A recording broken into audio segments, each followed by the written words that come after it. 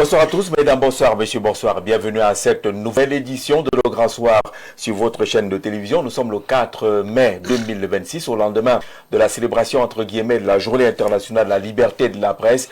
Et ces chiffres proposés par Reporters sans frontières qui indiquent que notre pays a reculé par rapport à l'année dernière sur le classement de la liberté de la presse, classement mondial. On est 133e sur 180 pays. Aligné recul pratiquement de 2 places. En 2025, nous étions 131e dans ce classement. Qu'est-ce qui peut être à l'origine de ce recul? Qui doit faire quoi pour améliorer la liberté de la presse dans notre pays? On aura sur le plateau, bien évidemment, des journalistes, directeurs de publication, représentants d'organisations regroupant des hommes de médias pour nous dire exactement ce qui se passe pour que le Cameroun n'atteigne pas les sommets souhaités en termes de liberté de la presse. Et puis on fera un tour en mise en bouche, on parlera de cette affaire à partir d'une vidéo qui est devenue virale sur les réseaux sociaux et qui parle de traitement inhumain dans des entreprises et des structures appartenant aux partenaires chinois au Cameroun. On aura le communiqué du ministre du Travail et de la Sécurité sociale et puis nos invités diront un mot là-dessus sur cette affaire qui blesse, qui déchire les cœurs depuis quelques jours maintenant au Cameroun. On accueille nos premiers invités, 3 sur 5. On va commencer par celui qui était annoncé comme mort. Je tiens à rassurer nos téléspectateurs que ce n'est pas un revenant, ce n'est pas un fantôme qu'on a sur le plateau. C'est bien Lucien Bidima, en chair et en os, toujours bien portant et toujours bien mis comme d'habitude. Lucien n'est pas mort, bonsoir. Bonsoir Jean-Jacques Zé, je tiens d'abord à vous remercier personnellement parce que nous avons eu des échanges hier. Je tiens à m'adresser à toutes les sœurs et tous les frères qui ont eu beaucoup de peine. Je pense à M. Lembe Séraphin qui relaie l'information au niveau de notre communauté. La peine parce qu'il y a une rumeur qui a circulé disant que vous êtes décédé. Oui, d'abord la deuxième rumeur. La deuxième. La première, c'est qu'on vous a limogé. Oui, la première, c'est qu'on m'a limogé, ce qui n'est pas vrai. Je tiens à repréciser à tous les Camerounais et à toutes les Camerounaises que je reste directeur chargé de mission auprès du directeur général de la CNPS. Je bénéficie de sa confiance. D'accord. Et en plus, je bénéficie du décret présidentiel. Je suis membre du conseil d'administration de la CNPS, grâce justement aussi à l'appui du directeur général et de tout le personnel de la CNPS parce que j'ai été élu. Mais maintenant, en ce qui concerne la mort, je rentrais hier de Moyomo Sala, où j'étais dans une cérémonie religieuse très courue. Et j'ai eu la chance d'être invité par un ami aussi en Vomka. Lorsque le maire de chez moi, le maire Ndongo, qui était très attristé, m'a appelé pour me dire qu'on venait de m'annoncer mort. Et que c'était viral, immédiatement, toute ma famille s'était branlée de part et d'autre. Je n'ai pas dormi jusqu'à 5 h du matin parce que les gens voulaient se rassurer. J'ai dit, ce genre de rumeurs, j'ai pensé au chef de l'État, lorsqu'à un moment donné, on l'avait dit mort aussi. Et il a donné un certain rendez-vous. Moi, je donne un rendez-vous dans une 50aine d'années. Une 50aine d'années. Mais cependant, vous voulez aller à 100 ans, là? Je voulais dire que ce n'est pas sérieux, Jean-Jacques. Ce n'est peut-être pas parce que on a la chance. Moi, j'ai la chance d'être loyal au président de la République. J'ai la chance de supporter le président Paul Biya. J'irai jusqu'au bout de cette mission-là. Parce que je crois à la politique du président Biya, je crois à l'homme. Et ce n'est pas peut-être parce que nous avons un remaniement en vue, nous avons les élections en vue, qu'on peut se mettre à détruire certaines personnes jusqu'à leur souhaiter la mort. Ce n'est pas sérieux. Et je dis que le souhait que j'ai aujourd'hui, c'est que vivement que ce remaniement sorte. Et peut-être les gens comme moi vont finalement dormir tranquille. Mais je dis les gens comme moi aussi peuvent bénéficier. Je bénéficie déjà du secret du chef de l'État. Il n'est pas exclu qu'il soit également nommé ministre. Voilà, directeur général. Parce qu'en fait, qu'est-ce que je me reproche aujourd'hui? Qu'est-ce que les autres ont que je n'ai pas? Que ce soit sur le plan intellectuel, que ce soit sur le plan administratif, que ce soit sur le plan de l'éthique, de la moralité, de l'expérience. Moi aussi, je peux rêver, c'est tout à fait normal. Mais j'ai dit, ce genre de rumeurs, ce genre de destruction massive que les Camerounais essayent de faire aux autres, et surtout quand ça peut venir peut-être de sa localité. C'est tout à fait naturel aujourd'hui que je décide même d'être candidat à la députation. Parce que c'est normal. Ce n'est pas une élection, le député n'appartient pas à un individu. Ce n'est pas un poste qui appartient à un clan donné ou à une génération donnée. C'est quelque chose, on peut travailler pour apporter quelque chose. Alors je conclue en disant... La vérité, c'est que vous faites peur aux gens là-bas chez vous, ASE. La vérité, c'est que vous voulez être député, en fait. Non, la vérité, c'est que je travaille beaucoup. La vérité, c'est que le président de la République me fait confiance. Et la vérité, c'est que je suis l'un des plus hauts cadres maintenant. Dans notre localité, Jean-Jacques Zé, je crois que nous ne sommes même pas 5 à être directeur d'administration centrale. Alors, c'est normal. Mais je dis, ce qui n'est pas normal, c'est que tous ces gens aujourd'hui qui peuvent peut-être manifester certains aigreurs ont eu des postes de responsabilité très tôt d'ailleurs. Moi, à ce moment-là, peut-être j'étais dans mes rangs. Alors, mais vous croyez qu'aujourd'hui, c'est l'heure de qui? C'est notre heure. Alors, et c'est le chef de l'État. Oui, voilà. C'est le chef de l'État qui l'a dit. Nous, c'est notre temps aujourd'hui. Et je vais accompagner le président de la République et je crois qu'il nous fera confiance. Alors, monsieur le maire Ndongo, je suis très content parce que j'ai senti le maire très affligé. Et il y a aussi un petit frère qui s'appelle Ramo. Il y a beaucoup de gens qui se sont levés tout d'un coup pour dire quand même que non, ça ne peut pas arriver. Mais je dis, je ne rêve pas beaucoup plus sur le plan personnel.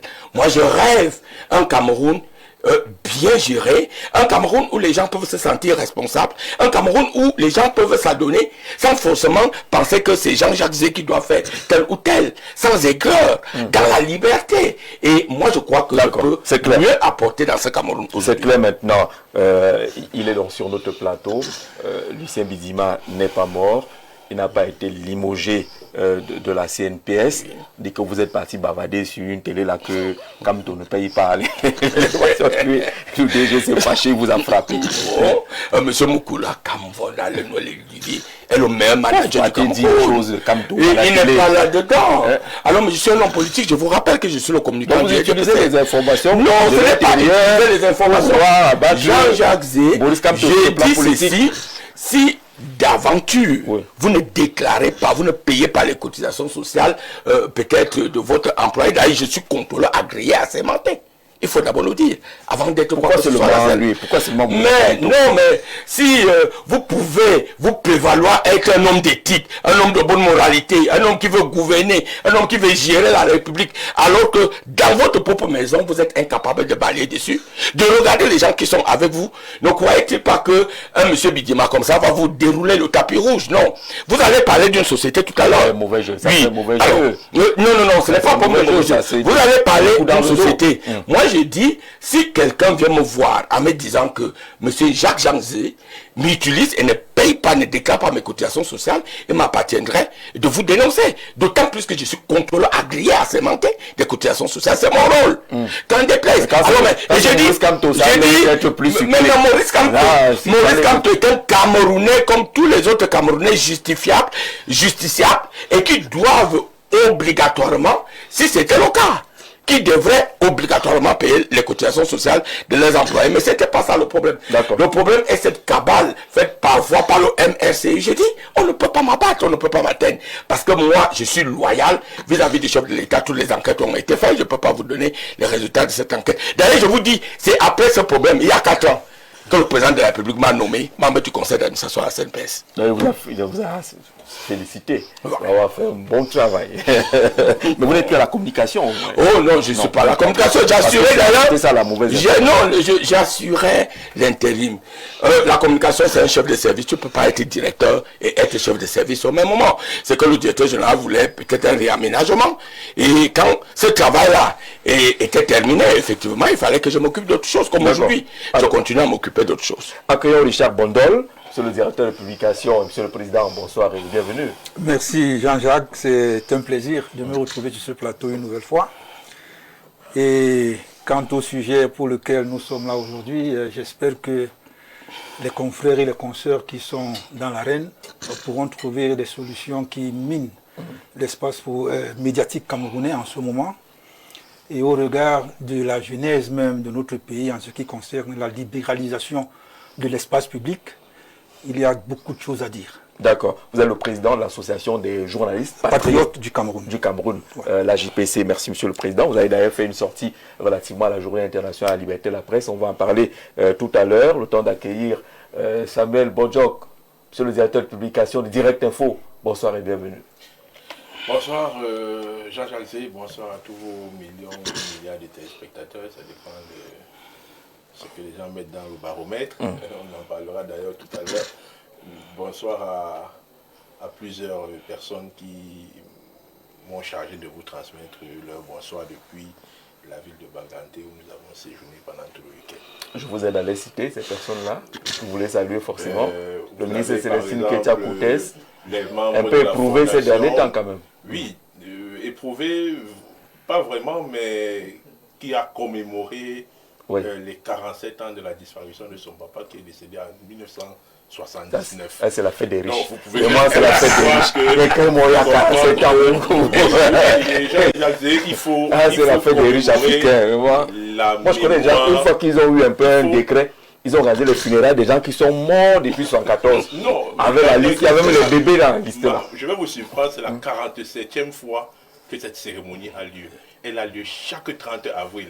Et vous savez bien qu'elle est ministre il y a quelques mois, quelques années seulement. Donc c'est une cérémonie assez vieille que moi-même, c'est une cérémonie que j'ai trouvée à ma naissance. Donc c'est pour dire que on célèbre la mémoire du père parce que le père a laissé un héritage.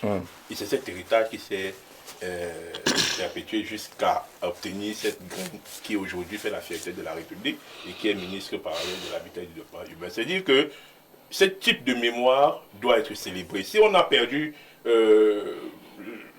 la tradition de célébrer nos héros, de célébrer nos valeurs, aujourd'hui on célèbre les contre-valeurs et autres, c'est l'occasion pour nous de revenir à l'essence et de dire que nous devons nous arrêter un temps soit peu pour dire merci à ceux qui nous ont donné la grâce, à ceux qui nous ont montré le chemin, à ceux qui nous ont éclairés pour qu'on soit ce qu'on est aujourd'hui.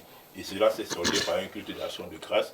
Pour moi-même, personnellement, j'ai remis mes dons de reconnaissance au Seigneur à l'église de Fango, ce que je n'ai pas souvent l'habitude de faire. Donc, c'est dire que... Là, vous entrez dans toutes les églises.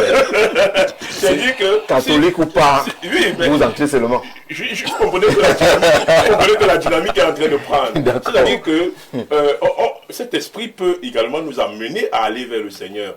Cet esprit peut également nous amener à faire des dons, peut-être pour le Seigneur, peut-être pour en recevoir davantage. Parce que quand on donne, on reçoit les écluses de ceux que nous... Ça ne veut pas te donner les dons là-bas.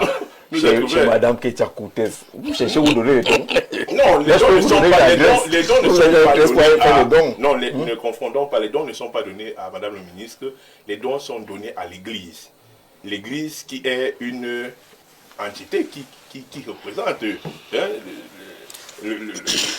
qui représente Dieu. Et puis, l'Église également a cette mission d'accompagner, d'aider, parce que dans le cadre de la fondation, nous avons également des dons qui permettent d'aider les nécessiteux, les orphelins et les personnes vulnérables. Vous pouvez faire à double temps. C'est possible de faire les dons à double temps. Pourquoi pas? Je crois que l'année dernière, c'est à Marois ou à Garoua que les dons avaient été faits par la Fondation Table Ouverte de Madame le ministre. La Fondation Table Ouverte au Akiko. Table Ouverte, donc elle est vraiment ouverte. Et je crois que un jour, recevoir les grâces, je l'ai déjà inscrit dans l'agenda, dont on en parlera lorsqu'on sera en réunion du comité de la fondation. Merci beaucoup, on salue cette fonda et Madame Célestine Kétia-Koutès. Ibrahim Iché, c'est qu'est-ce qu'il y a la fondation travaille, Monsieur le Président, il y a quoi? Bonsoir et bienvenue. Bonsoir Jean-Jacques, merci pour l'invitation. Bonsoir aux copanélistes et à tous ceux qui nous regardent ce soir. Le parti Action se porte bien. À merveille, le parti se porte très bien et nous nous imposons aujourd'hui comme la relève parce que nous pensons avec Lucien Bédima que c'est le temps de la jeunesse et il faut qu'on se batte. Lucien est jeune. Bon, aux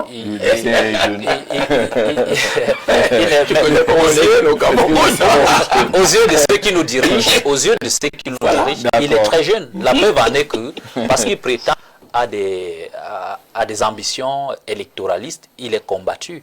Et il n'y a pas pire combat envers une personne que d'annoncer sa mort. C'est méchant, mais c'est bien son caractère, c'est le caractère que toute la jeunesse devait adopter. On ne doit pas se laisser décourager, c'est notre temps et on doit se battre pour pouvoir avoir la place que nous méritons. Parce que si nous ne faisons rien, mais je vous assure que ces gens ne sont jamais rassasiés. Quelqu'un a été ministre pendant 40 ans, il a 80 ans, mais il trouve que son jeune petit frère de 50 ans, de 40 ans, son fils de 30 ans, ne peut pas aussi, à un moment, apporter sa contribution pour le développement du pays. Non, le pays n'appartient pas à une génération. Le pays appartient à toutes les générations. Chacun arrive, fait sa partition, mène les combats de son époque, puis laisse la place à une nouvelle génération. Et je crois qu'aujourd'hui, c'est le temps de notre génération. Vous êtes très proche des médias, je ne trahis pas un secret. Oui, très proche des médias, puisqu'à la base, je suis un journaliste. Voilà. Et vous faites partie des personnes qui nous ont inspirés à aimer ce métier. Parce que très jeune, au lycée, on vous regardait, à l'université, on vous admirait. Et moi, j'ai d'abord eu un parcours... Je suis encore jeune, il ne faut pas faire comme ça, après on dit que doit aller à la retraite. Non, vous C'est le grand soir. On dit généralement qu'aux anciens, la valeur n'attend point le nombre d'années. Vous êtes entré très jeune. C'est pour ça qu'aujourd'hui, vous êtes tout jeune, mais vous êtes déjà un modèle pour plusieurs qui affectionnent ce métier. D'accord, merci beaucoup d'être là, monsieur. Nous allons partager la douleur de la famille Assomo à la suite de la disparition de Denis Bienvenu Amba Assomo. C'était le 2 mai 2026. La douleur de la grande famille Yibekolo, la famille Biwole Biakono et Badado Ayos, la famille Assomo Biwole Ayos, la famille Yengula, la grande famille Vok Atemenge d'Otele, la grande famille Vok Ebanda de Yaoundé, la famille Atedzoué, Madame Claudine Agnès Ngelendong, épouse Amba Assomo, Monsieur Joseph Betty Assomo, ministre délégué à la présidence chargée de la Défense, son épouse Félicité et leurs enfants, Monsieur Siméon Abada Assomo, conseiller technique numéro 1 à la Chambre d'agriculture, des pêches, de l'élevage, des forêts, son épouse Sylvie Christine et leurs enfants, le capitaine Gilles Régis Amba. On leur devrait d'annoncer le décès de monsieur Denis Bienvenu Amba Assomo, décès survenu le samedi 2 mai 2026 à l'hôpital général de Yaoundé des suites de maladie. Le programme est déjà établi du samedi 2 mai au mercredi 6 mai 2026 à 20h, célébration eucharistique tous les soirs au domicile du défunt au lieu dit quartier Arala Barrière, arrondissement de Yaoundé 3e. Et puis le jeudi 7 mai 2026, à partir de 20h, grande veillée sans domicile du défunt, lieu dit Arala Barrière, arrondissement de Yaoundé 3e. Vendredi 8 mai 2026. 11h30, mise en bière et levée de corps à la morgue de l'hôpital général de Yaoundé. 13h, messe de Requiem à la cathédrale Notre-Dame des Victoires de Yaoundé, départ pour Ayos. Messe de Requiem en l'église Saint-Martin de Tours à Dayos. Transfert et installation du corps au domicile du défunt. À Ayos, 20h, messe suivie de la grande veillée avec corps jusqu'à l'aube. Et puis le samedi, 8h, arrivée, accueil et installation des populations, compatissants et autorités au lieu des cérémonies au village Eba Bodo. 9h, transfert du corps au lieu des cérémonies du village Eba Bodo, cérémonie traditionnelle, 12h, messe d'inhumation avec les témoignages, inhumation dans la stricte intimité familiale, partage et fin des obsèques. Toutes nos condoléances à la famille Assomo, ainsi frappée par le décès de Denis Bienvenu Amba Assomo. On va rapidement saluer quelques partenaires. Le premier est déjà installé, c'est Plante de Vie avec Lema Kouma. Bonsoir. Bonsoir Jean-Jacques. Merci encore de l'amitié que tu me fais cet après-midi en m'invitant sur ton prestigieux plateau du Le Grand Soir. Il faut saluer votre voisin, Lucien Bidi. Non, je sais même que lui c'est mon père. Il est bien vivant. Oui, il est très en forme. Très en forme. D'accord. Vous lui proposez quoi? Comme on dit souvent, quand la mort t'a raté, forcément tu vas vivre longtemps. N'est-ce pas? Il nous donne rendez-vous dans 50 ans. même dans 100 ans. 100 ans de protection. Donc, cet après-midi encore, nous proposons des produits tels que le King Fimic et le King Tapé Tapé. C'est vrai que beaucoup de personnes sur ton plateau nous ont appelés au téléphone pour nous dire que donc depuis on n'a plus le King Tapé Tapé, c'est comment? Est-ce que vous ne vendez plus ça? Est-ce que c'est un bon produit? Le produit King Tapé Tapé, c'est ce produit-là qui permet aux hommes qui ont les problèmes de troubles érectiles de pouvoir résoudre leurs problèmes liés à la sexualité. C'est-à-dire, vous avez des problèmes de faiblesse sexuelle, vous avez des problèmes d'éjaculation précoce, vous avez des problèmes de reprise lente et même de perte d'appétit sexuel. Le produit King Tapé Tapé vient vous requinquer. Pour ces messieurs-là qui ont des problèmes de reprise lente, c'est-à-dire qu'une fois qu'il arrive à l'éjaculation, pour qu'il y ait encore une nouvelle érection, il faut attendre parfois 2 heures, 3 heures, parfois même le lendemain qu'il aura encore une érection à nouveau. Alors, le produit King Tapé Tapé a pour rôle principal de renforcer la libido et faciliter la circulation sanguine. On tient encore à préciser que le King Tapé Tapé, ce n'est pas un produit aphrodisiaque, ce n'est pas un produit excitant, c'est un produit qui renforce la libido de manière naturelle.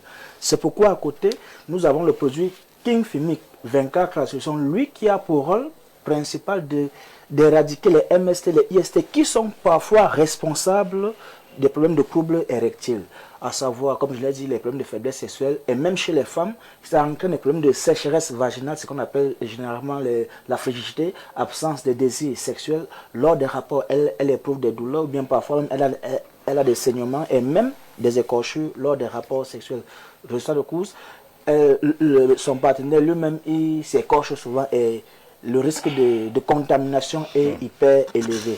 Alors le produit King Tapé Tapé, une fois que l'homme ou la femme a consommé ça, sachez que le match sera joué normalement. Le monsieur va taper comme il se doit.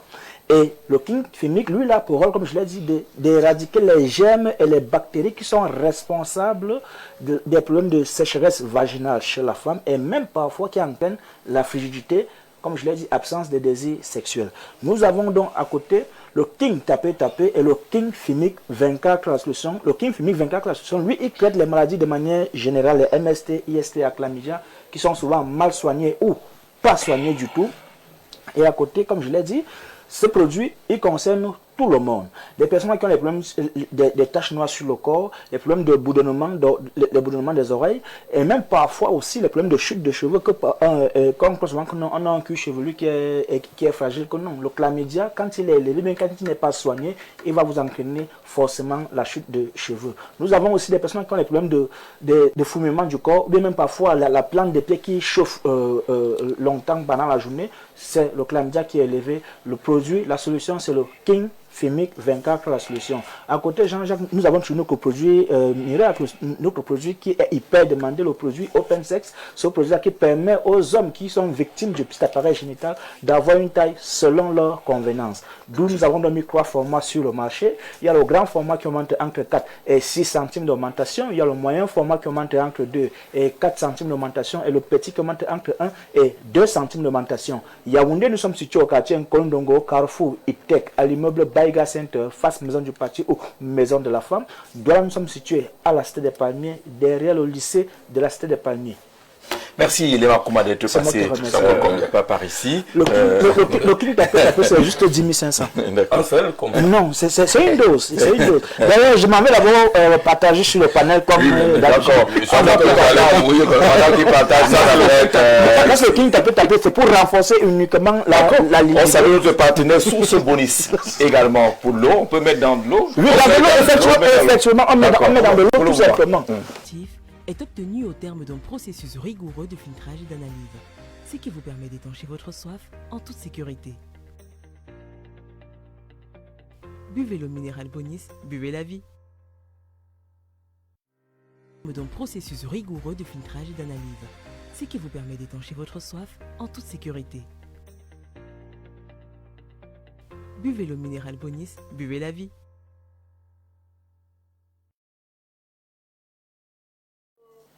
Retour sur le plateau de Le Grand Soir. Bonsoir, Monsieur Jean-Jacques Zé, mes vives salutations à Monsieur Bidima, qui fait partie des communicants du RDPC que j'aime bien parce que très modéré dans ses prises de parole. Et moi, du MRC, je l'aime bien. Courage à lui, c'est Monsieur Soken du MRC, ouais, qu'il est fair play. Il aime bien vos prises de parole.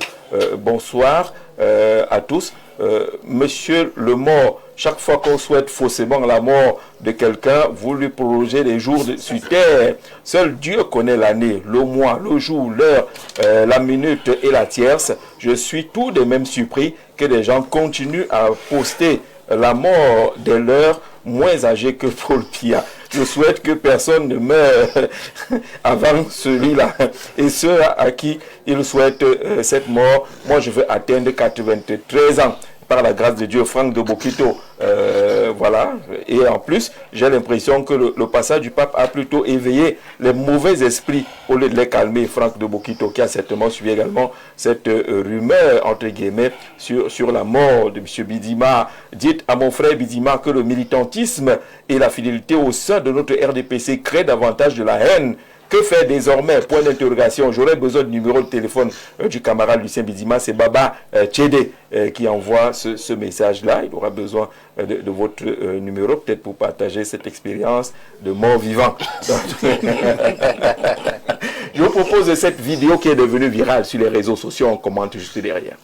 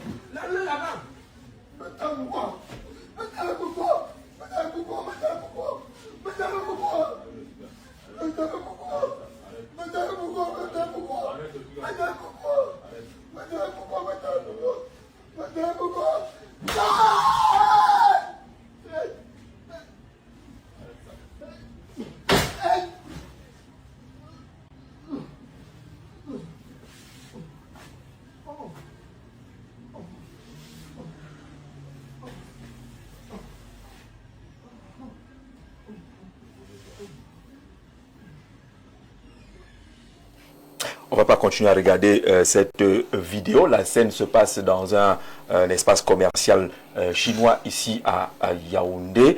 Et naturellement, on peut voir que c'est un Camerounais qui est ainsi tabassé par un autre qui est présenté comme un homme en tenue qui serait en détachement dans ces structures. Samuel, vous avez regardé cette vidéo et tout ce qui se dit autour. Oui. Il s'agit d'une situation grave impliquant des animaux. C'est une vidéo que j'ai croisée hier pendant que j'étais en train d'entrer sur Yaoundé et qui m'a fait beaucoup réfléchir parce que on se posait cette question, mais rapidement, je crois qu'il y a eu une communication de la gendarmerie de ce côté-là, c'est rue Manguier, du côté de Manguier, qui a clarifié les faits et qui a identifié l'entreprise où est-ce que le coup s'est passé. On parle de Sinosal, quelque chose comme ça, une entreprise de commerce général et autres. Et les personnes impliquées sont d'ailleurs on a interpellé le patron de cette structure qui est de nationalité chinoise. On a interpellé l'interprète dont la voix est bien entendue dans cette vidéo. Voilà, donc les enquêtes vont permettre d'interpeller tout le monde, nous souhaitons. Parce qu'il faut également qu'on interpelle, on parle d'un militaire en service au quartier général, à la brigade du quartier général. C'est lui qui avait le fouet là et qui fouettait l'employé. On ne sait pas ce que l'employé a fait, mais les enquêtes vont permettre de savoir. Mais quel que soit ce que l'employé a fait, je crois qu'il s'agit là d'un acte de torture et de maltraitance. Il doit être sévèrement puni. Et que ces Chinois, qui ne sont pas à leur premier coup, parce que la plupart des entreprises chinoises sont réputées pour ce genre de comportement.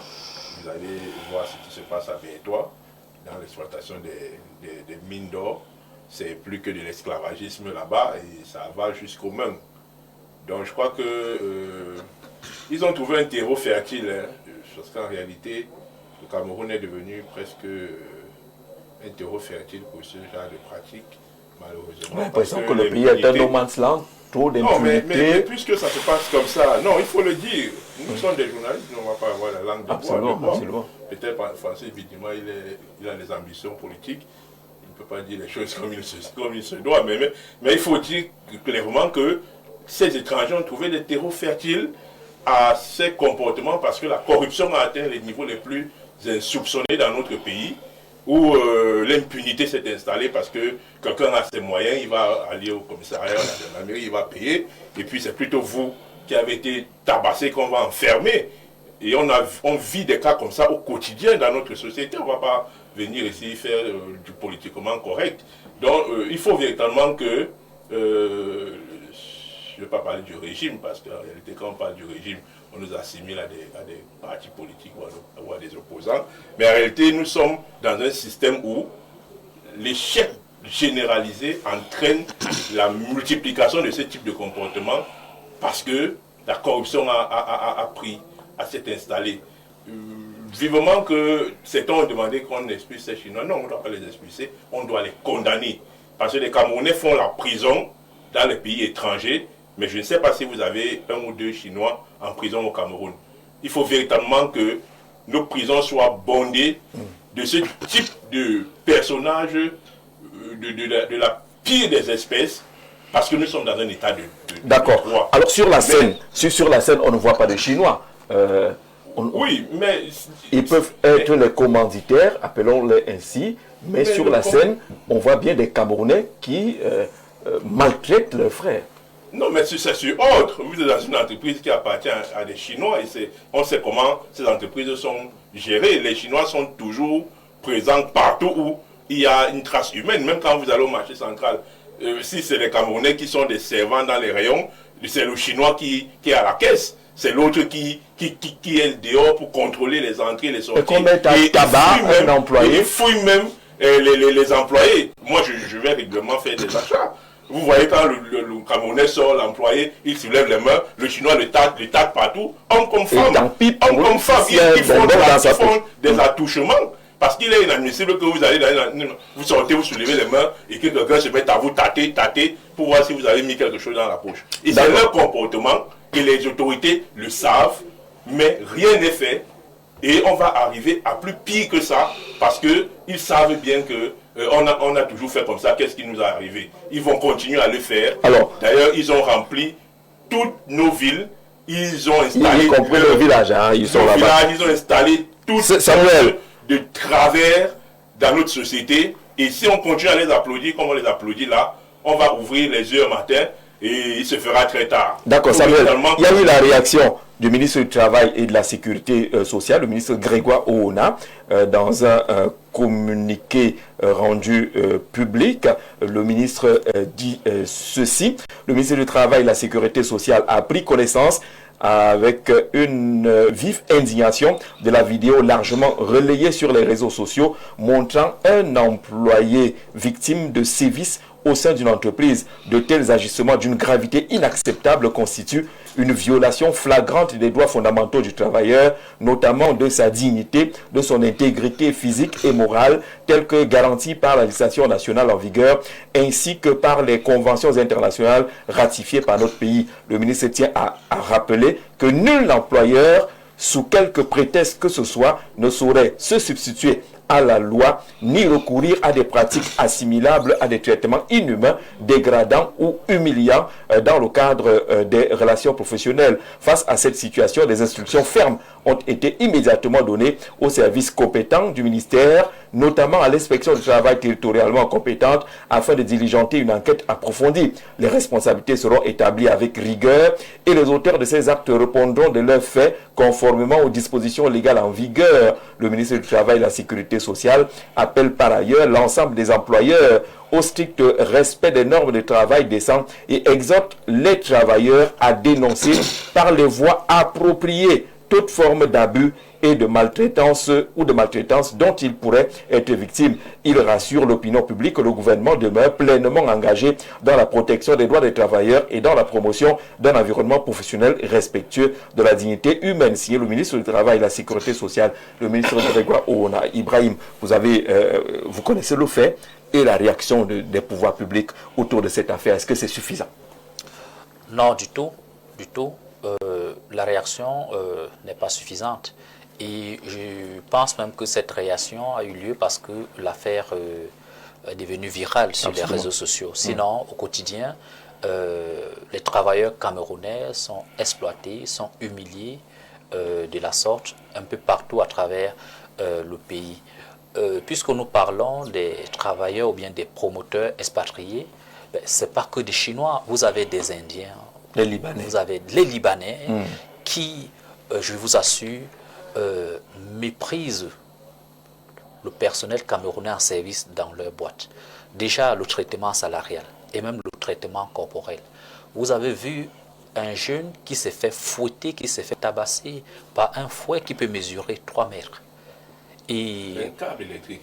Voilà, plus grave, il est traité de la sorte par des Camerounais qui, pour moi, sont des nègres de l'intérieur, qui, pour des prestiges, pour des privilèges, sont prêts à humilier leurs propres frères. C'est inacceptable, cette scène. C'est incroyable, c'est inimaginable, c'est déplorable. Donc je pense que le jeune monsieur en question, il a été humilié, il a perdu son humanité et son honneur. C'est un fils, c'est probablement un père, c'est un jeune époux. Et moi, je l'exhorte, lui, sa famille, de porter plainte pour cette humiliation. J'exhorte les Camerounais. Les actes de barbarie sont réprimés par le code pénal camerounais. Tout à fait. Et les Camerounais devaient faire preuve de solidarité pratique et pragmatique, pas de solidarité en l'air à travers les réseaux sociaux. Ce matin, cette boutique était ouverte et inondée des clients camerounais. Quand est-ce qu'on va apprendre à boycotter des individus, des produits du fait du manque d'éthique des promoteurs? Quand est-ce qu'on va arriver à cela? Je vous assure que cette scène se serait passée quelque part là-bas en Occident ou dans certains pays africains pour panafricaniser notre discours, que la boutique serait boycottée systématiquement. Elle serait même scellée par les autorités. Serait scellée. Elle serait scellée par les autorités. La boutique serait vandalisée. On scelle pas tous les jours pour des petits problèmes de bagarre. Mais pour ça, on n'arrive même pas à faire une descente sur le terrain pour sceller. Il fallait sceller, il fallait interroger tout le personnel parce que cette scène devait permettre de faire un travail de fond. Oui, justement, parce que s'il y a quelqu'un qui a filmé et diffusé, c'est un ras-le-bol. Ça doit être un employé également qui connaît ces pratiques et qui a trouvé un moyen de les mettre justement à la portée de tous afin que des réactions sérieuses puissent être enregistrées. Tout à fait. Et nous attendons avec impatience la réaction du MINDEF, qui est un bosseur, qui n'est pas sympathisant ou sympathique de ce type d'acte vis-à-vis du militaire qui en réalité est là-bas pour protéger les biens, pour protéger les personnes, mais qui a brillé par un comportement contraire à sa mission. C'est même pas normal, un militaire n'a pas allé garder les entreprises. Ça aussi, il faut interroger comment ça se passe. Comment il y a des garder les entreprises privées. Il y a des mécanismes comme ça dans les zones d'exploitation de l'or, où on sollicite des gendarmes, on sollicite des militaires, on paye 5 000, 10 000, ainsi de suite par jour. Pour les protéger. Qu'est-ce qu'un militaire peut bien faire? D'accord. Richard Bondol, sur cette vidéo et la réaction du ministre Grégoire Ouna. Mais moi, je crois que ce n'est pas une première. Parce que si aujourd'hui on se retrouve à vivre ce genre de situation dans une entreprise comme celle-là, qui est une entreprise de portée, il est à concevoir que, comme vous l'avez dit tout à l'heure, c'est la goutte d'eau qui a fait déborder le vase. C'est des habitudes que les Chinois ont usitées à l'intérieur de l'entreprise. Et sûrement, le père Fouettard qu'on a présenté aujourd'hui est celui-là qui revient à chaque fois qu'il y a un incident qui se pose dans la structure. Et sûrement, c'est celui-là dont les Chinois donnent toujours cette responsabilité de maltraiter, pour ne pas dire de fouetter à tout va, tous ceux-là qui ne respectent pas, entre guillemets, ce qui serait leur règlement intérieur. Et qui plus est même, dans leur règlement intérieur, est-ce qu'ils en ont même un? Ça, c'est la première chose. Parce que je sais que dans un règlement intérieur, dans une entreprise, quand un employé est fautif, soit il est blâmé, soit il a une mise à pied, au regard de plusieurs sanctions, on peut le radier définitivement. On peut le licencier. Est-ce que cette procédure a été suivie? Est-ce que ça, c'est la méthode qui est appliquée à l'intérieur de ces structures pour redresser les employés? Ça, c'est un point d'interrogation. Mais déjà, il y a une chose que nous devrions comprendre aujourd'hui, c'est que nous sommes passés maîtres dans l'art de laisser faire. Nous sommes passés maîtres dans l'art de laisser faire dans ce sens où ce n'est pas la première. Et ce n'est pas la première entreprise. Moi, j'ai vu aujourd'hui un petit reportage d'un influenceur qui s'est retrouvé à l'Est et qui a filmé des taudis. Je dis bien des taudis où les Chinois logent ceux-là qui les rendent riches. Et ceux-là qui les rendent riches touchent 60 000 francs le mois. C'est aujourd'hui que j'ai vu ça. Et quand vous voyez l'espace dans lequel ils ont confiné ces travailleurs-là, je dis ça, c'est l'esclavage dans la plus pire des manières. Et qui plus est-ce que l'État de notre pays est au courant de ce qui se passe là-bas? Et plus encore... Attends, normalement, l'État devrait être au courant. Et plus encore... On veut te relancer. Même lorsqu'on met à disposition des hommes comme ce militaire, je ne sais pas comment ça se passe, un gendarme ou un policier, l'une des missions cachées de sa présence, c'est de renseigner des pratiques et non de devenir complice de ce genre de pratiques. Et plus encore, je le disais, ce garçon, en faisant ce reportage, a été arrêté par un militaire qui l'a demandé d'arrêter de filmer et qu'il vienne à côté pour qu'il cause. Et après, on a dit, fin du reportage pour mesure de sécurité. Soyons sérieux. Soyons sérieux. Chaque Camerounais qui veut essayer au moins de présenter quelle est la manière avec laquelle on traite les citoyens camerounais dans des situations un peu compliquées, on essaie toujours d'arrêter les gens. C'est comme chez nous dans la presse. On essaie de museler les journalistes à chaque fois qu'ils se retrouvent dans une situation compliquée. Absolument. Donc, si l'État laisse faire, comme je l'ai dit tout à l'heure, la situation va perdurer et ça va perdurer et ça va toujours perdurer si il n'y a pas de mesures de répression fortes. Je crois que cette situation-ci devait ramener tout le monde à comprendre que nous sommes dans un état de droit. Surtout que l'opportunité s'y prête. Hein. On est en pleine célébration de la fête du travail. Exactement. Pendant qu'on parle du travail décent, on voit des traitements inhumains. Nous sommes dans un état de droit.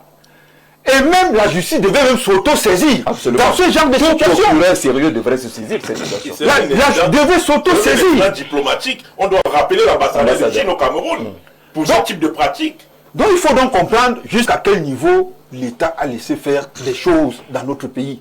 Et je crois que, comment on dit, l'occasion faisant le larron, la situation s'est présentée et il faut sévir. D'accord.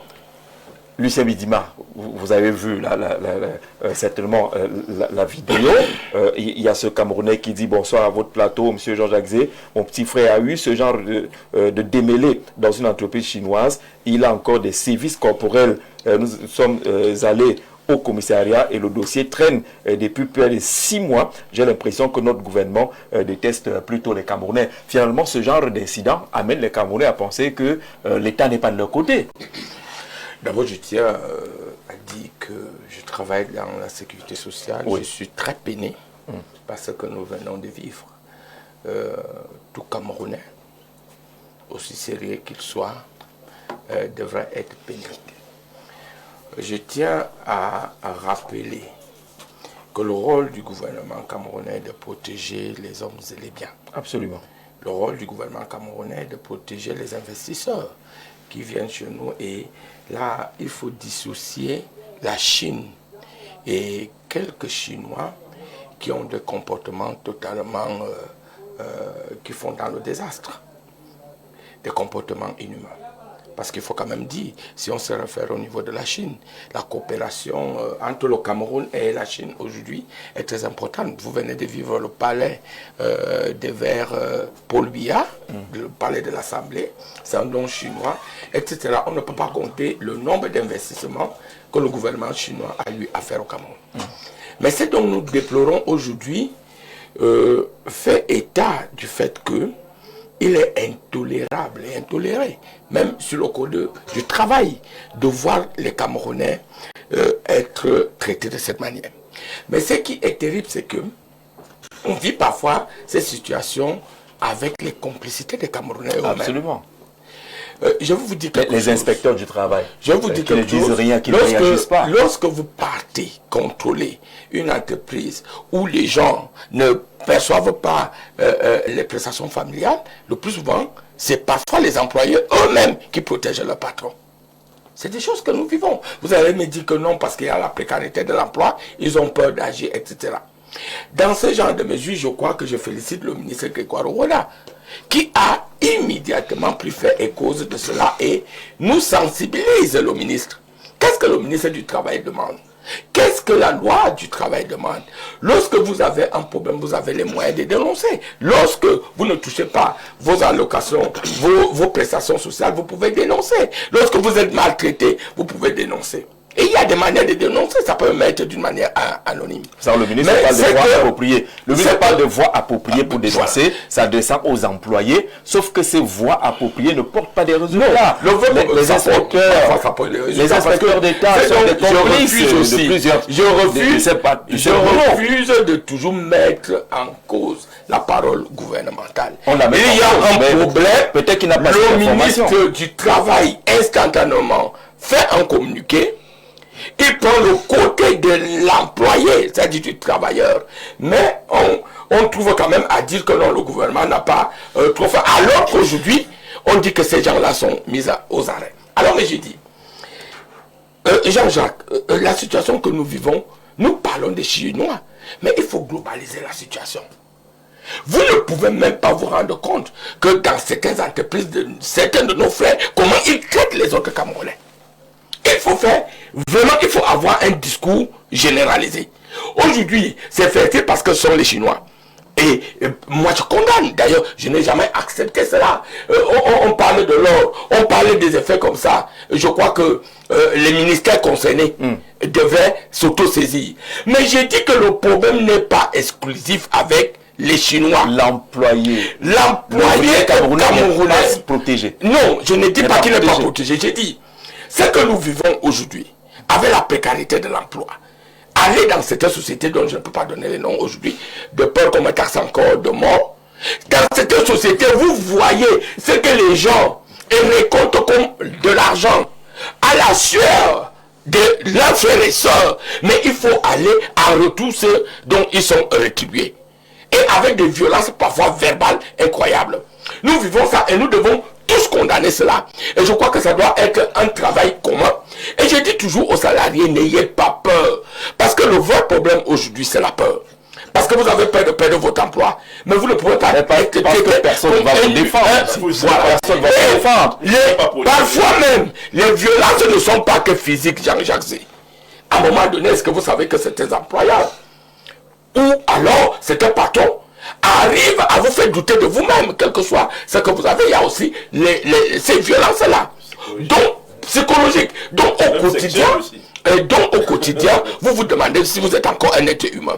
J'ai dit, la violence, d'une manière globale, doit être condamnée. Bon, je suis d'accord. Et lorsque vous faites ce descriptif, lorsque vous décrivez la situation de cette manière-là, je suis content que ça vienne de vous. Au lendemain de la fête du travail, où on parle du travail décent, on a quand même l'impression que l'employé au Cameroun n'a aucune protection finalement, parce que il va s'adresser à qui? Non, il va s'adresser à qui? Non, je vais vous dire, sur le plan de la sécurité sociale, à chaque fois qu'il y a eu dénonciation, il y a eu un contrôle strict.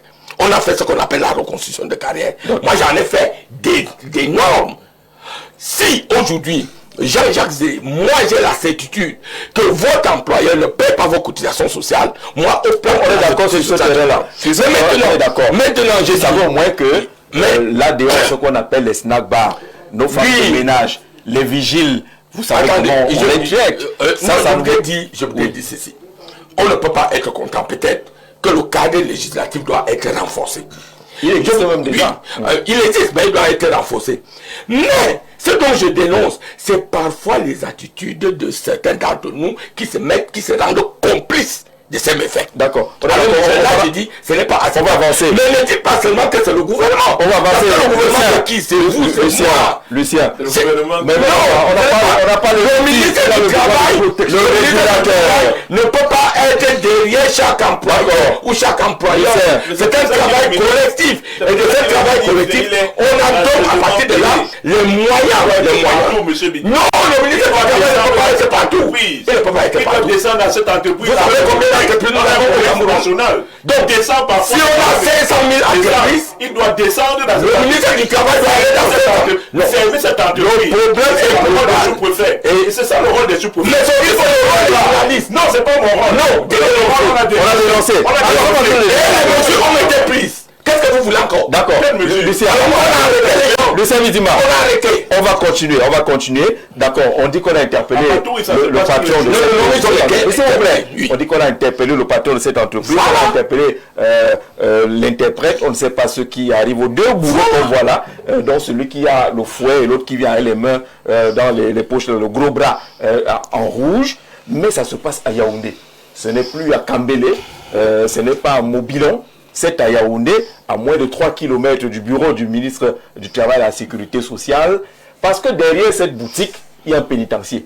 On aurait quand même vu, là où ce type se fait molester, c'est pratiquement un pénitencier, c'est là-bas qu'on fait les tortures. Peut-être que les descentes physiques du sous-préfet, du préfet ou même du ministre auraient pu permettre à ce corps... Et différents ministres, ce n'est pas le ministre du Travail.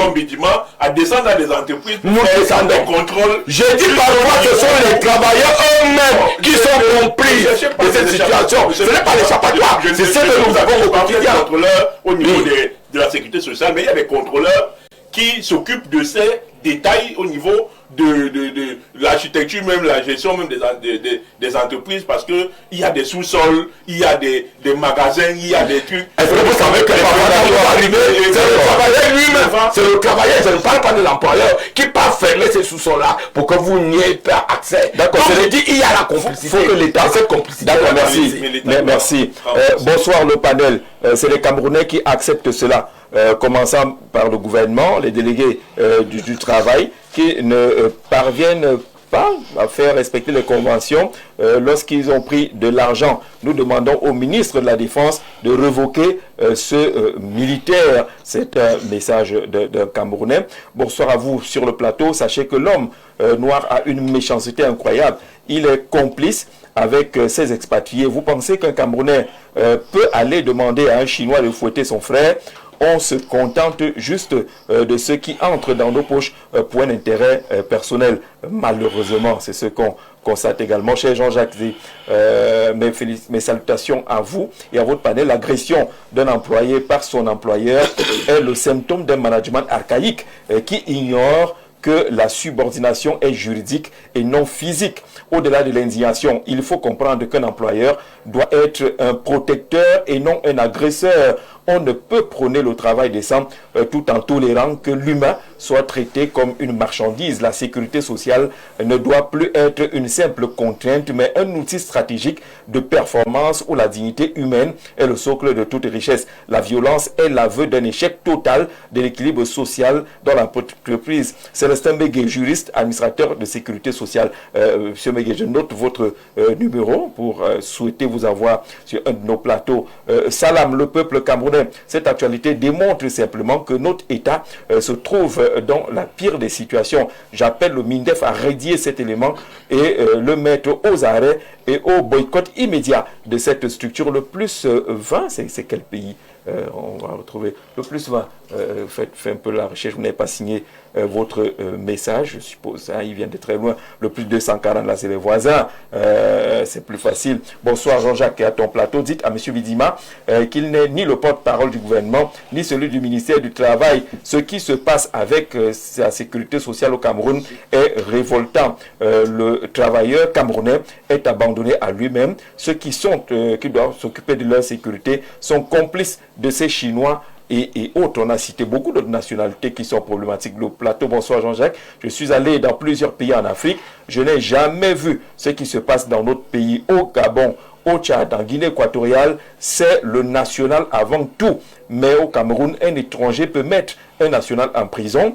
C'est la faute à 75% de nos dirigeants. Jipéniam, du côté de Yaoundé, on n'est pas en train de dire que systématiquement, même quand vous avez tort, vous n'allez pas en prison.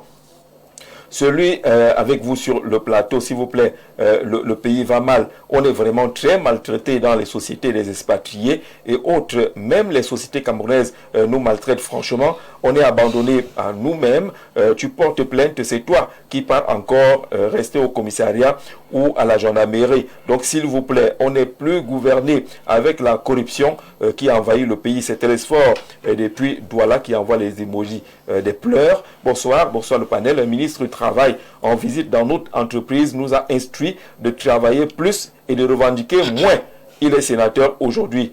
Peut-il vraiment défendre les intérêts du peuple? C'est pitoyable, Serge Elouna. On voit bien de quel ministre il s'agit, qui est sénateur aujourd'hui. Bonsoir Jean-Jacques Zé. Il serait temps que l'on fasse une véritable enquête de moralité avant de mettre l'uniforme des forces de défense et de l'ordre dans notre pays. Hans Andemé depuis Soa, les messages sont nombreux, on va prendre peut-être un ou deux encore.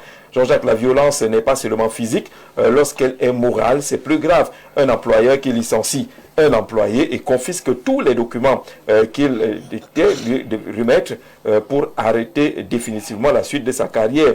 Les employeurs camerounais ne font pas mieux, c'est-à-dire qu'on retient même vos diplômes, vos documents personnels pour tuer totalement votre carrière. Le panel, bonsoir. S'il vous plaît, je voudrais poser la question à M. Bidima, qu'il connaît le nombre d'affaires qui sont dans les juridictions camerounaises pour les droits des travailleurs. Est-ce que vous connaissez combien ces affaires piétinent là-bas? Bonsoir. Cette vidéo, c'est un Camerounais qui frappe sur un Camerounais. Le problème ici, c'est le Camerounais qui est prêt à vendre son frère pour des billets de banque. Ça aussi, c'est une réalité. On va attendre la suite de cette affaire. Maurice Coco, vous dites quoi? Bonsoir Jean-Jacques, ainsi qu'à ton merveilleux panel. Concernant votre thématique, s'appuyant sur cette vidéo virale sur la toile, je voudrais vous dire que c'est une distraction orchestrée par ceux qui l'ont monté à dessein pour peindre en noir les investisseurs chinois au Cameroun. Déjà, il faudrait savoir que les entreprises étrangères sont sous contrat avec le gouvernement. Comment Maurice apôtre, il faut suivre l'actualité. Peut-être parce que cette vidéo est là, mais dans l'exploitation minière, on va jusqu'à connaître les morts d'hommes. De ce côté-là, on a vu ce qui s'est passé à Méganga. On doit se permettre des abus de cette nature. Non, qu'on ne justifie pas. La paix est celui, on va sortir par là. Le palais des Verts, parce que les Chinois ont construit le palais des Congrès, parce que ceci, on doit justifier des comportements comme cela. Non, l'ambassadeur doit être rappelé par le chef de l'État et il doit lui donner des directives très fermes par rapport à la cessation de ce type de comportement dans les entreprises. C'est connu. Ce n'est pas une stigmatisation, c'est connu. Et que les inspecteurs et les contrôleurs descendent dans les entreprises chinoises et étrangères pour contrôler comment est-ce que les employés sont traités là-bas. Est-ce qu'ils ont la sécurité sociale là? Ces gens-ci, ils travaillent, la CNP les regarde. Non, on va sortir de cette thématique. C'est bon comme ça. Alors on attend les suites de cette affaire. Il faut absolument une suite qui peut aller jusque sur le plan diplomatique. Il faut bien qu'un suivi de cette affaire. Et si on interroge les employés camerounais dans ces boutiques-là, chinoises, libanaises et autres, on va découvrir beaucoup de choses et de maltraitance. Il ne faut pas que ça s'arrête là, qu'un suivi pratique puisse être connu derrière cette affaire. Et messieurs les journalistes, vous êtes interpellés pour le suivi et la dénonciation. Nous sommes au lendemain de la célébration de la liberté de la presse, où on note que notre pays a reculé dans le classement. On est... vous avez enlevé notre rang, hein, on est 133e au niveau de la titraille sur 180. Pourquoi vous voulez cacher notre rang aujourd'hui? Comment comprendre cela, monsieur le Président? D'abord vous, ce recul. La liberté de la presse au Cameroun. Bon, je crois pour ma part qu'aujourd'hui, les leviers qui permettent un meilleur épanouissement de l'exercice de la profession dans notre pays ont pris trop de recul. Je dis bien beaucoup de recul dans ce sens où, si je fais une simple rétrospective, moi je suis de ceux-là qui ont commencé en 90. Ouais. Vous avouez que vous avez quelque chose. Les premiers états généraux de la communication en 94. On a posé les problématiques sur la table et on a compris que ceux qui rentraient dans l'exercice de la profession, tous n'étaient pas issus des écoles de formation. Et dans le tout venant, il était question de revoir le cursus de ceux-là qui veulent l'exercer. Ça veut dire que certains prenaient la peine de rentrer dans les formations, d'autres ont pris la peine de former en intérieur, et on s'est retrouvé dans les années 90 dans une situation où la presse était systématiquement contrôlée parce qu'on sortait des lois d'exception d'avant 90. La libéralisation donc de l'espace public communicationnel au Cameroun a donné lieu à la situation qu'on voit aujourd'hui. Ça veut dire le foisonnement des titres. Et dans ce foisonnement des titres, tout le monde voulait être journaliste. Et dans cet appart de la profession, personne ne voulait être formé. Raison pour laquelle, en 1994, il était question de revoir le statut du journaliste. Déjà, on l'a redéfini au moins 3 ou 4 fois. La dernière fois, c'était en 2012. Il était question de revoir le statut du journaliste. Il était question de revoir même sa situation sociale économique. Il était question de revoir aussi la situation économique des structures ou alors des entreprises de presse. Et pour remonter tous ces leviers-là, il était question aussi d'amener les journalistes, entre guillemets pour certains, à connaître les lois qui gouvernent la profession. Conséquence, on est rentré dans le tout venant et nous sommes tombés plus bas parce que le gouvernement a laissé prospérer la tolérance. Et c'est cette tolérance-là qui nous tue aujourd'hui.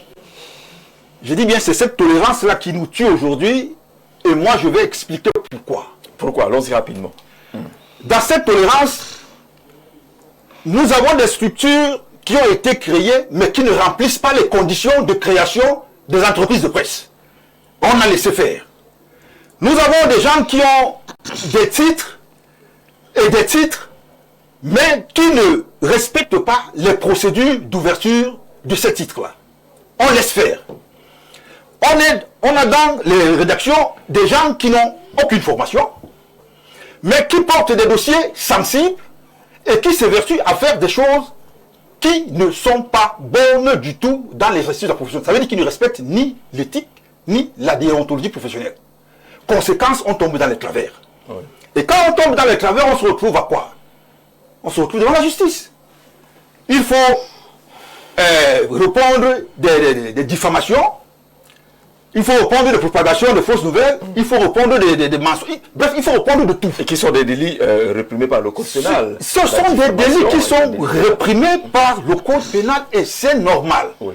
C'est la raison pour laquelle je vais vous prendre entre 1990 et 2010, si vous voyez la cote des journalistes qui sont allés en prison, il y en avait au moins, les prisons avaient au moins près de 30 à 40% des journalistes. Je dis bien, il y en a qui aussi, entre guillemets, mais tous se sont retrouvés en prison.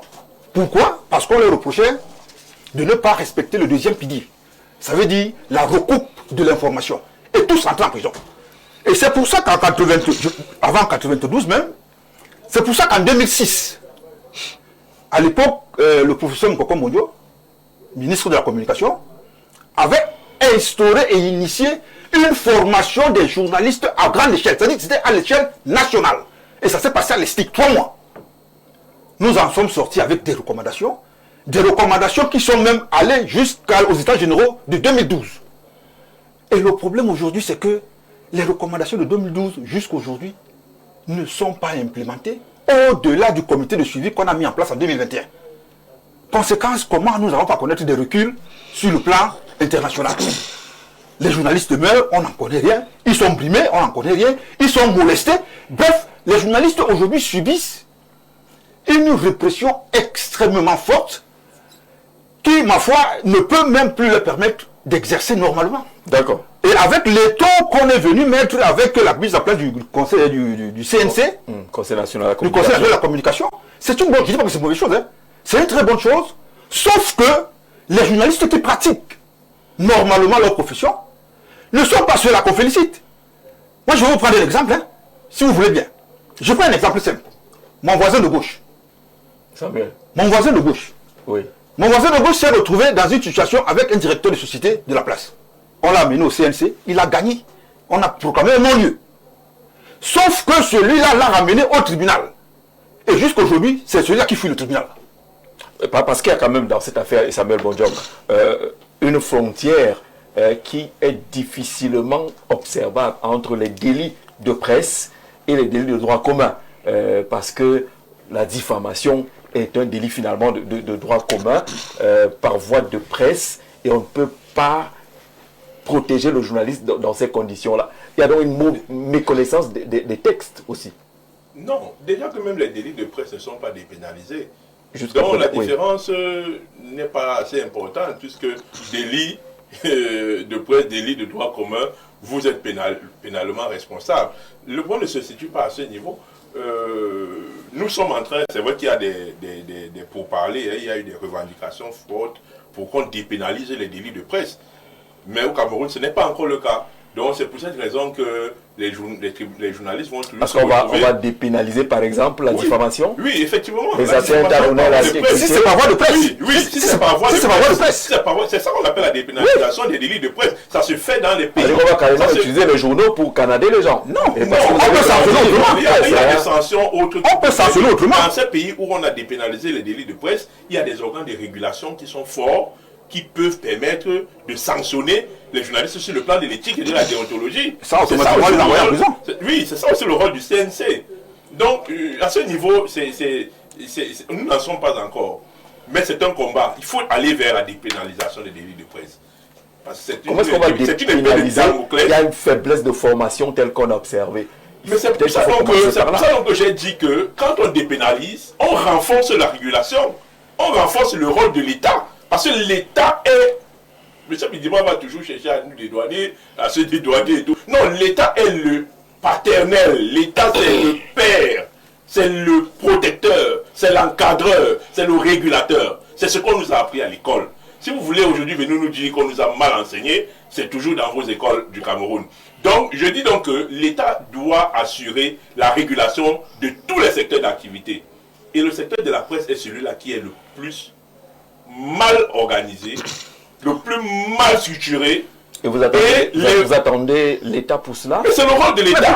C'est le rôle de l'État. Non, mais puisqu'on assure une mission régalienne, la presse camerounaise a été incapable d'entretenir un tribunal de paix. Je ne suis même pas encore en train d'arriver au niveau de la responsabilité des journalistes. Ou alors, mais je suis en train de dire que l'État ne doit pas démissionner de ses fonctions de régulateur, d'organisateur, d'encadreur, de tous les secteurs d'activité. Maintenant, quand je l'ai dit, je reviens maintenant au niveau de la presse. La presse est un baromètre fondamental et essentiel dans la démocratie d'un État. C'est pour ça que la presse a un statut vraiment particulier. Et ça, il faut qu'on le fasse comprendre à l'opinion publique. Parce que je vois des gens dire... vous n'allez pas aller créer votre rang de presse pour que l'État doit vous donner de l'argent pour sortir les journaux et tout et tout. Ça, ce sont des discours qui sont dits par des gens qui ne comprennent rien dans la structuration d'une entreprise de presse ou d'un organe de presse. La presse fait un rôle d'utilité publique à travers le monde. La presse a je ne vais pas appeler ça des avantages, a des facilités que le gouvernement doit lui donner pour assurer cette fonction de sentinelle, cette fonction de quatrième pouvoir ou de contre-pouvoir, de chien de garde de la société. De chien de garde de la société. Ça, c'est un rôle qui est reconnu et reconnu par des accords, on appelle pas les trucs internationaux là, par des conventions internationales ratifiées par le Cameroun. Et donc le Cameroun est obligé de les respecter. Donc, on ne fait pas une faveur en demandant que l'État camerounais doit encadrer la profession de journaliste. Sinon, on continue à vivre les dérives que nous vivons là. Quand vous parlez des gens qui sont mal formés, mais c'est l'État qui laisse faire la presse par des gens qui sont mal formés. Parce que l'État a le droit de former, peut se lever. Et qui sont même célébrés. Est-ce que l'État peut se lever? Ils sont accompagnés par les invités au palais. Donc c'est pour dire que l'État choisit de désorganiser la presse pour des intérêts dont on ne veut pas parler ici. quand on ne veut pas attention à passer du temps, mais on doit avoir des occasions où on doit en parler. C'est ça les états généraux. On met tout sur la table et on en parle. On l'a fait une fois, on l'a fait deux fois, on l'a fait trois fois. Mais les résolutions, c'est les mots. Donc je voulais donc continuer en disant que si nous avons ce classement, c'est parce que nous avons une désorganisation de la profession. Et tant qu'elle sera désorganisée comme ça, ce rang va aller plus bas que ça. C'est-à-dire qu'on sera même, on va atteindre les 78e sur 180, les 178e sur 180. Oui, si rien n'est fait. D'accord. Parce que si vous dites que les journalistes doivent s'organiser eux-mêmes, ok, continuez à le dire, l'image du Cameroun sera détruite à l'international parce que Reporters sans frontières, ce n'est pas un marché comme s'organiser lui-même. Non, ce corps qui refuse de s'organiser. Les gens on y reviendra peut-être. On y reviendra peut-être. En même temps, quand l'État va arriver, vous allez vous prendre que l'État décide de vous gérer comme il veut. Dans d'autres sociétés, on voit c'est une faiblesse quand même. La subvention des médias, ici à côté chez nous au Gabon, là. Ici au Gabon, on est dans les milliards, hein. Deux. C'est parce qu'ils sont organisés. On est dans les milliards, dans 2 milliards. Non, parce qu'ils sont organisés. Qui les a organisés? C'est l'État qui est chargé. Mais Jean-Jacques, ne tombons pas dans ce piège où on va dire que organisez-vous. Même les Bayam Selam, même les mototaximans, même les bensikineurs ou alors les taximans. Mais c'est l'État qui les organise. D'accord. Alors, c'est l'État qui les organise. Il y a eu le projet. Il y a si les syndicats ne sont pas organisés. Il y a même eu la création du Conseil camerounais des médias, qui devait être justement la case commune de la presse au Cameroun, avec des responsables qui avaient été désignés. Cette affaire est morte dès qu'on a commencé à parler budget, accompagnement de l'État. C'est mort. Maintenant, le Conseil national de la communication est obligé d'être là et puis on est tout petit devant le Conseil camerounais national de la communication. Ibrahim Ich, vous êtes homme politique, vous êtes journaliste en même temps. Ce classement, il est dû à quoi? Est-ce qu'il y a une répression dure au Cameroun? Parce que pour arriver à ces niveaux de classement, c'est que la presse ne vive pas. Or, paradoxalement, on a plus de titres que tous les pays qui ont été cités. Justement, j'ai quelques chiffres. Le Cameroun, c'est 760 presses écrites, avec notamment 232 qui publient régulièrement. C'est 129 stations de radio commerciales et notamment 169 stations de radio communautaires avec 93 chaînes de télévision et 62 médias en ligne. Donc je pense que au Cameroun, ce n'est pas l'absence d'une volonté des acteurs de promouvoir le quatrième pouvoir. Le problème, c'est le fait que les médias ne travaillent pas dans un contexte de liberté. Et donc, au final, j'ai écouté mes confrères qui sont des aînés dans la profession. Bondol, il est journaliste quand je n'étais même pas encore né. Vous comprenez qu'il parle avec de l'expérience, mais il a plutôt insisté sur un pan, tout comme Samuel. Je crois que ce rang est dû au fait que la presse n'est pas libre dans notre pays. C'est beaucoup moins la qualité. Qu'est-ce qu'on entend par une presse libre? Qu'est-ce qui manque? Une presse libre, le REPAC le disait encore hier, notamment le réseau des patrons des presses du Cameroun. Les journalistes au Cameroun travaillent dans la peur. Lorsque vous êtes journaliste et que vous vous attaquez à des sujets sensibles, vous tous vous savez que vous exposez votre vie. Les journalistes travaillent dans une précarité, mais alors extraordinaire. Les médias ne sont pas soutenus. Dans notre pays, le budget du ministère de la Communication, c'est le plus petit budget du pays. Ça montre déjà quelle est la place qu'on accorde aux médias, à la communication, au journalisme dans notre pays. Et moi, je voudrais commencer mon propos aujourd'hui par rappeler que la liberté de la presse n'est pas une faveur, ce n'est pas un cadeau, ce n'est pas un privilège. C'est un droit fondamental pour les citoyens. Et donc, c'est à travers la liberté de la presse, à travers le foisonnement de cette presse qu'on peut mesurer le niveau de démocratie dans une république. Parce qu'il faut le dire, et Samuel le disait tout à l'heure, le véritable baromètre d'une démocratie, c'est la liberté de la presse. une presse bâillonnée est synonyme d'une démocratie en péril. Et donc... Vous voulez dire que dans ce pays, la presse est bâillonnée? La presse est bâillonnée. Ah bon? Oui, malgré la multitude des titres, avec des titrailles incroyables qu'on voit au Cameroun. Si on affiche quelques titres là au Cameroun, on va se demander si on est en phase entre le discours, votre discours, et ce qu'on observe en kiosque aujourd'hui. Il y a des sujets sur lesquels, lorsque vous vous attaquez, vous connaissez la répression. Moi, je pense que ce classement n'est pas une humiliation, ce n'est pas une volonté manifeste de déstabiliser le pays, d'autant même que ce n'est pas la liberté de la presse qui déstabilise un pays, c'est l'absence de vérité. Et donc, lorsque nous sommes confrontés à cette réalité, qui en réalité est un signal alarmant, nous devons prendre conscience. Nous sommes quittés de la 121e place en 2025 pour la 131e place. Ce ne sont pas des positions 133e place. À 133e. Ce ne sont pas des positions qui honorent la République. Aucun parent, nous sommes tous des parents ici, aucun parent ne va acclamer son enfant qui est 133e sur 180.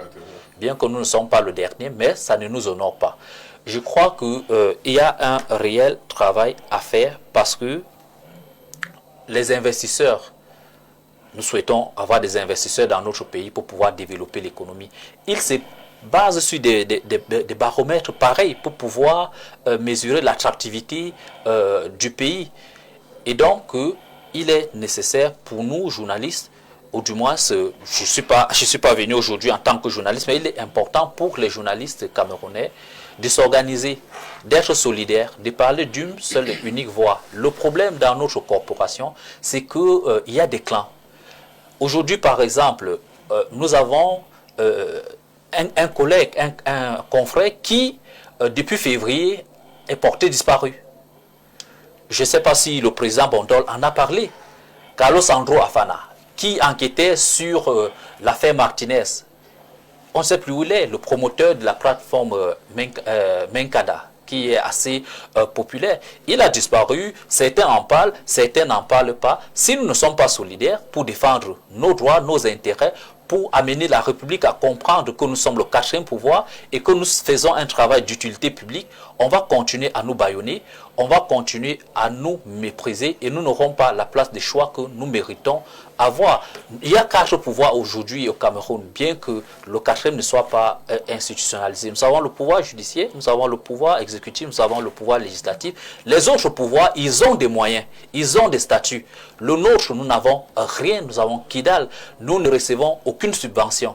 Comment allons-nous travailler donc sans subvention? On va se vendre. Et lorsqu'une presse se vend, elle n'est plus indépendante. Il fallait des mécanismes de financement transparents de la presse dans notre pays. Et je suis d'accord lorsque vous dites qu'une presse doit être professionnalisée.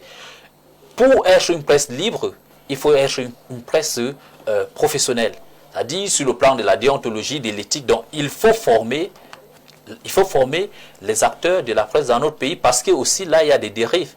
Mais je crois que le classement est beaucoup plus basé sur le fait que la presse n'a pas un cadre d'épanouissement propice, la presse n'est pas soutenue et que les journalistes travaillent dans la peur parce que plusieurs qui se sont attaqués à des sujets sensibles se sont retrouvés dans des postures peu enviables. Plusieurs qui se sont attaqués à des personnes se sont retrouvés en prison parce qu'il y a aussi cette faiblesse. À des personnes, non, quand je dis s'attaquer à des personnes, c'est de parce qu'il y a des cas qui existent. S'attaquer à des sujets, s'attaquer à des sujets, il y a des conflits qui se sont érigés en procureur. Et là, c'est un fait. Parce qu'aujourd'hui, dans notre pays, je ne sais pas si c'est l'absence de formation, si c'est la paupérisation, les journalistes s'érigent de plus en plus en communicateurs.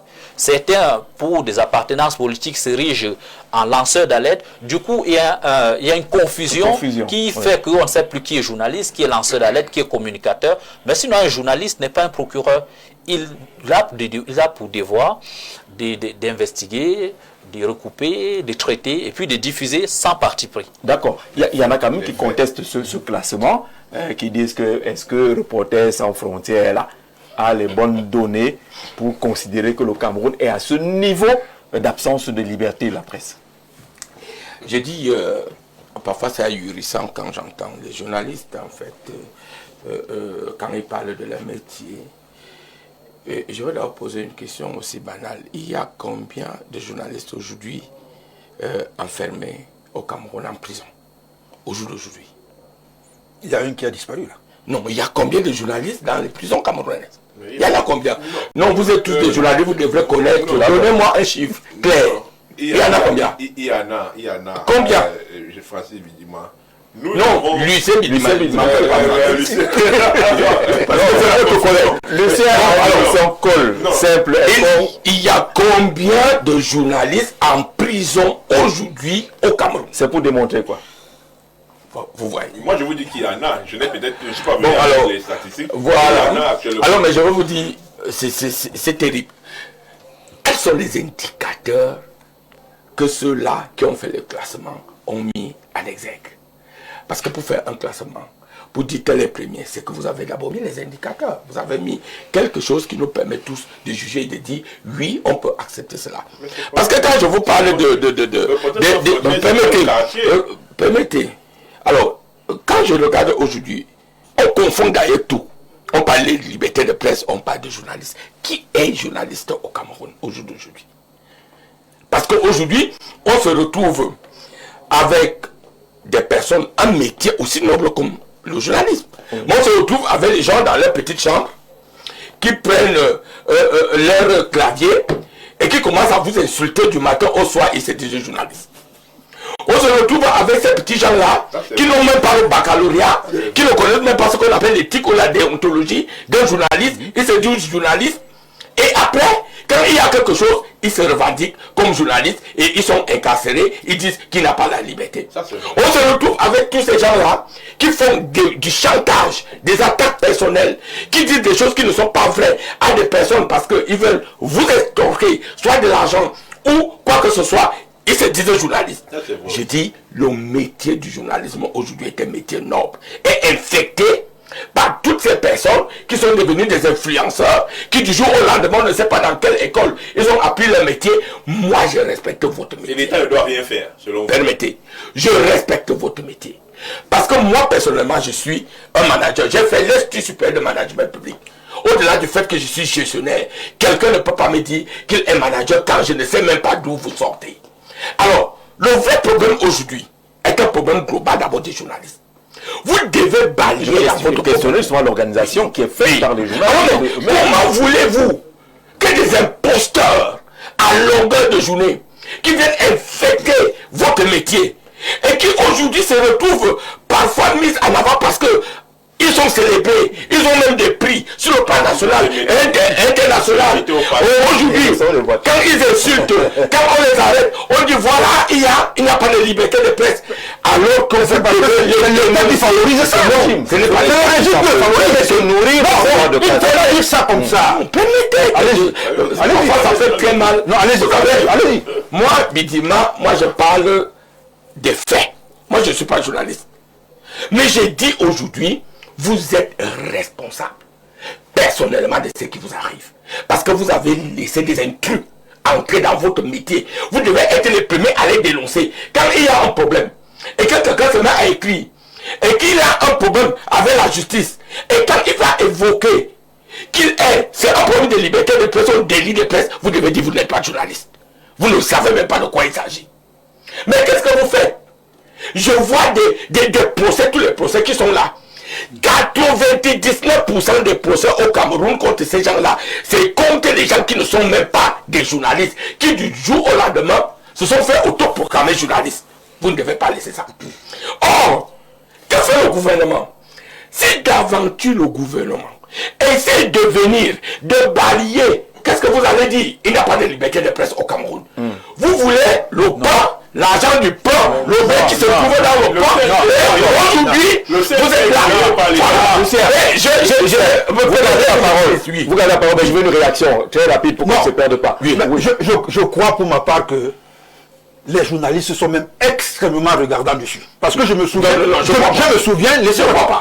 laissez-moi réagir. En 91, celui qui a soulevé l'idée de la mise en place de l'ordre national des journalistes, comme chez les avocats, c'était plus Ndiaye. Il y avait lui, il y avait Moussa, il y avait Séverin Tunke et qui a tué. Est-ce que vous permettez? C'est l'État qui a tué cette idée. Et c'est pour ça qu'on vous a amené le Conseil national. Là aussi, on a laissé l'État. Mais ça veut dire que le Conseil des médias a été créé exactement. Exactement. Ce n'est pas l'État. Parce qu'on voulait un tribunal des pairs. Oui. C'est pour ça qu'on a créé le Conseil. Je vais vous prendre un exemple. Si aujourd'hui je porte plainte à celui qui a dit que j'ai été licencié de la CNPS, qu'est-ce que vous allez faire? On va parler. Mais voilà, c'est une diffamation. Mais il se prévoit comme quoi? Comme journaliste d'investigation. Diffusion d'information. Aujourd'hui, il y a 170 organes. Pourquoi ça vous fait si mal? Il y a 170 organes de presse. Mais donnez-moi le nom des gens qui sont vraiment des journalistes qui ont créé ces organes de presse. Parce que moi j'ai une chance. Je siège. Mais qui les crée? Je siège au niveau du ministère de la Communication pour les gens qui doivent décider pour les aides à la presse. Est-ce que vous savez, Jean-Jacques, que 50% de tous ces organes de presse ne paient pas les cotisations sociales pour les employés? Au moins 50%. Est-ce que vous le savez? Au moins 50%.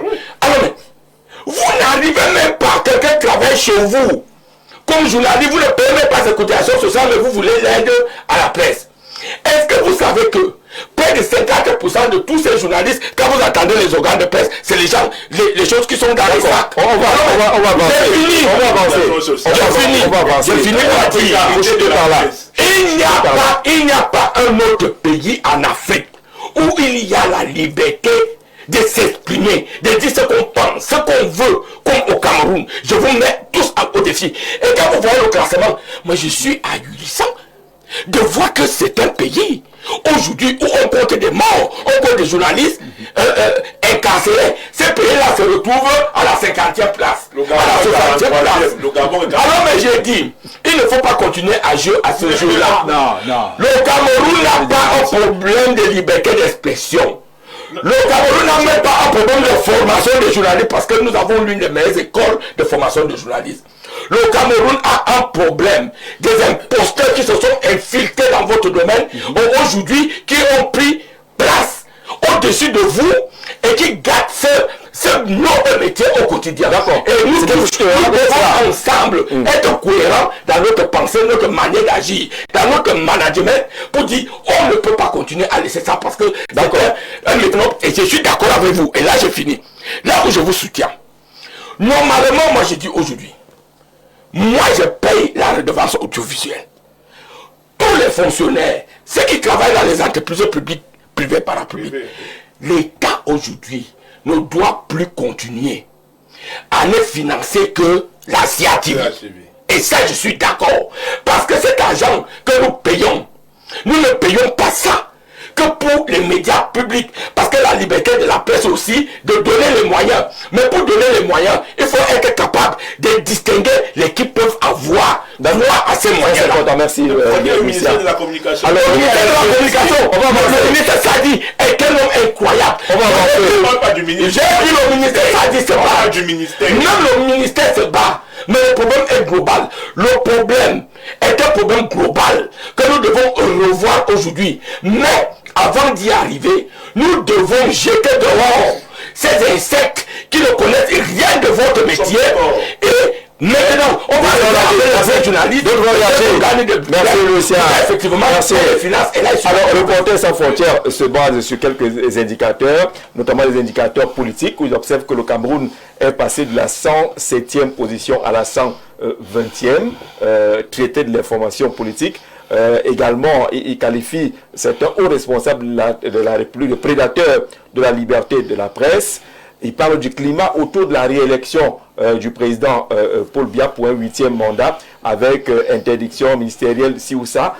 Beaucoup d'éléments qui ont concouru à monter ce rapport. Le cadre légal et judiciaire, il parle de la criminalisation du journalisme, usage abusif des lois contre les journalistes au nom de la sécurité nationale. Il y a des sujets pratiquement tabous sur cette affaire-là. Et là, c'est pris en compte par Reporters sans frontières. Procédure Bayon, intimidation judiciaire, poursuite stratégique contre médias et journalistes. Là aussi, peut-être qu'il n'y a pas formellement, c'est vrai que Reporters sans frontières nous signale qu'il y a quand même 2 journalistes qui seraient détenus, mais les poursuites judiciaires sont nombreuses. Deux journalistes dans un pays comme le Cameroun, on dit que c'est l'un des derniers pays au monde dans la liberté de la presse. Il y a beaucoup de pratiques d'intimidation qui c'est même la honte de ça pour le protest sans frontières. Jean-Jacques, le mot est haïssable, mais le grand frère Bondol a commencé à présenter mon cas. Non, je suis peut-être l'une des victimes de ce musellement de la presse. C'est-à-dire que je suis l'exemple même de ce manque de liberté de la presse. Parce que vous savez, je suis traîné au tribunal par un directeur général de société d'État depuis 2021 pour un article que j'ai publié sur la mauvaise gouvernance de cette société avec des chiffres à l'appui, des contre-performances à l'appui. On n'entrera pas dans les détails. On n'entrera pas dans les détails. Ce directeur général est allé au CNC pour me porter plainte. J'ai présenté mon mémoire de défense à ce CNC. On donne les documents à l'appui. On ne vient pas parler avec la bouche.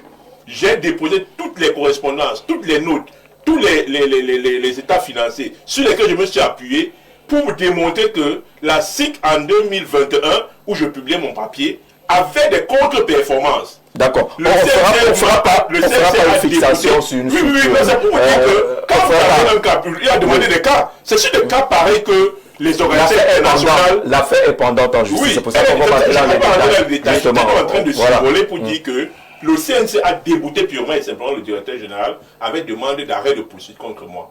Mais depuis 2021, ça fait la 5e année où je suis traîné devant le tribunal de première instance du centre administratif. Mais au moins le CNC n'a rien à dire si quelqu'un vous amène. Oui, je suis d'accord. Je suis d'accord. On va dire que le CNC a demandé d'arrêter les poursuites. Ce n'est pas son droit. C'est pas son droit. Voilà.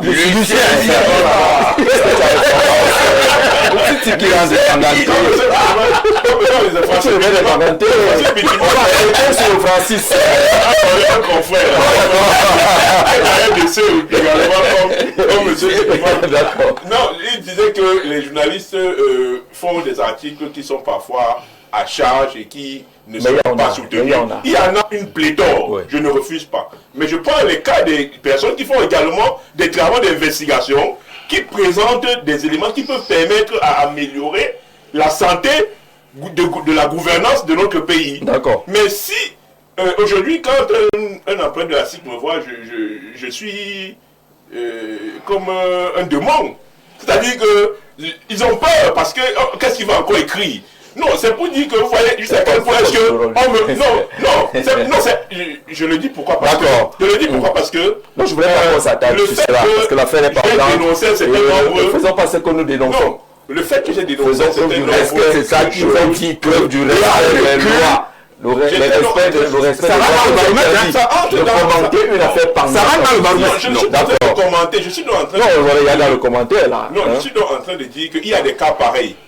C'est parce qu'on est en train d'aller dans... Il y a des interactions qui font que je ne vais pas au bout de ma pensée. Je prenais un cas pareil pour dire que les organisations internationales comme Reporters sans frontières se basent sur des questionnaires.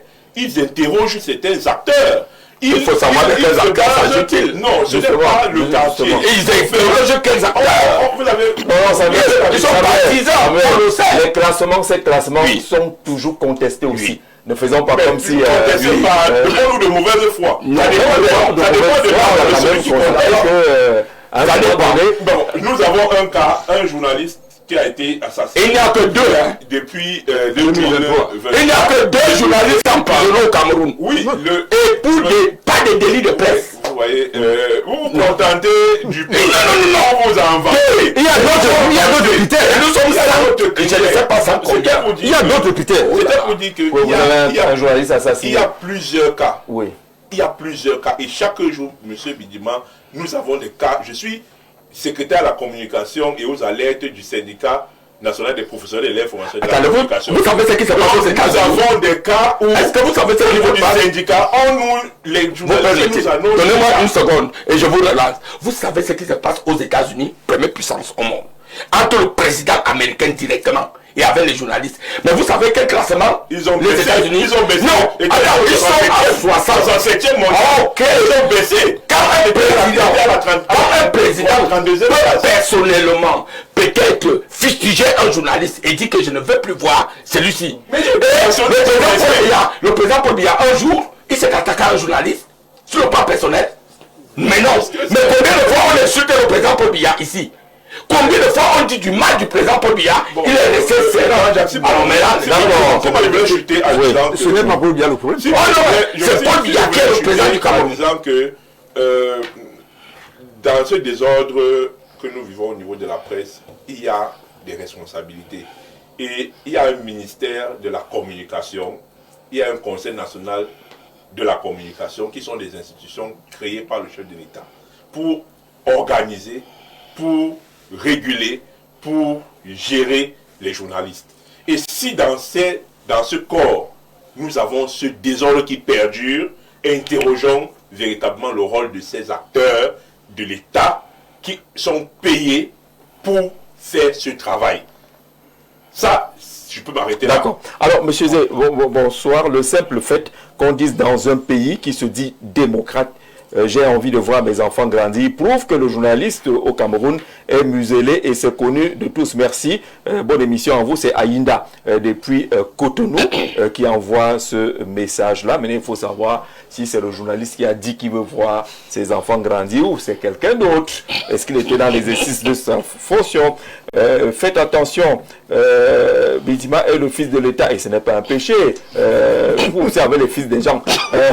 C'est pas un problème s'il est le fils du chef de l'État. Moi, j'en sais rien du tout. Monsieur Bédima, ne versez pas dans l'invective. Pourquoi le RDPC pense-t-il qu'il est l'État du Cameroun du moment où un problème se pose? Vous donnez l'impression que vous avez l'obligation de défendre l'État.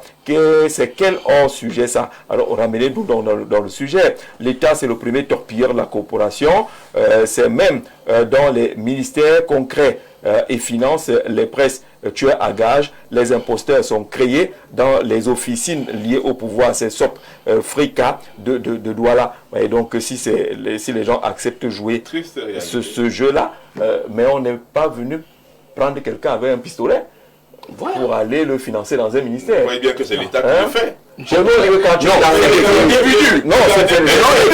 Regardez des individus. C'est les individus. Tout à l'heure, on disait qu'il faut boycotter les boutiques chinoises, par exemple. Tout à l'heure, on disait qu'il faut boycotter, par exemple, les boutiques chinoises. Mais si chaque ministre a son journaliste qui paye grassement, vous voulez qu'on construise donc comment la corporation?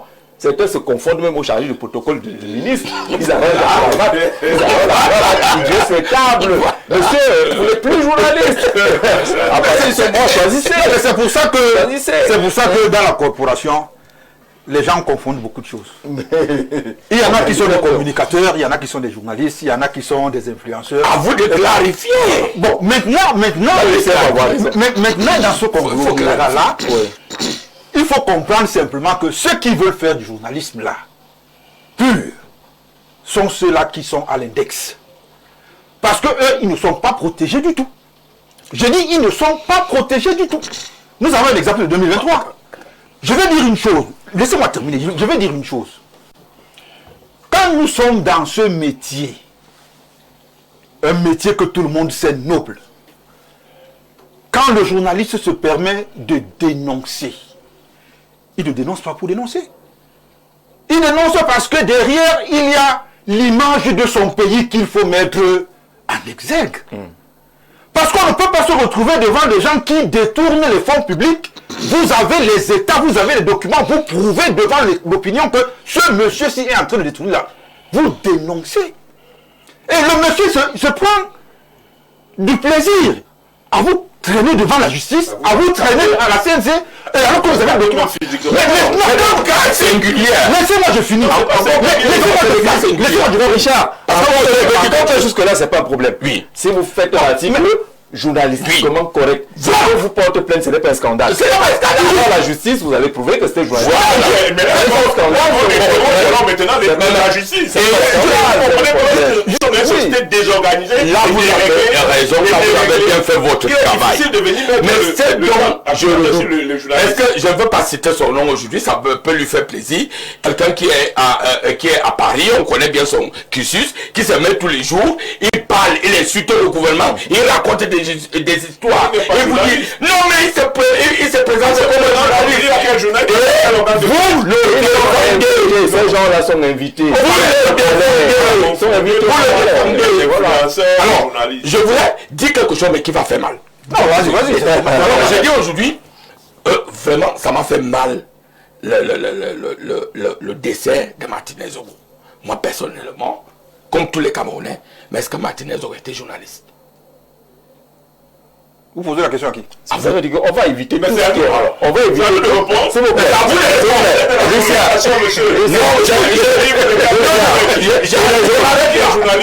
Je m'arrête l'affaire est pendante. Je m'arrête là, pas de commentaires. S'il vous plaît,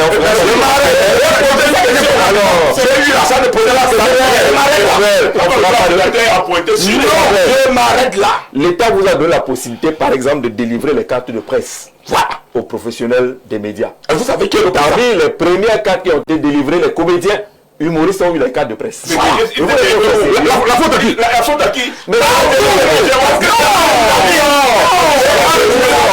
C'est très facile. Qui est le président? C'est Beno Tchouke. Avant de la Coca, c'est pas comment on l'appelle. Richard Samerwande. Richard Samerwande, journaliste également. On vous a fait confiance. Et vous avez donné écoute.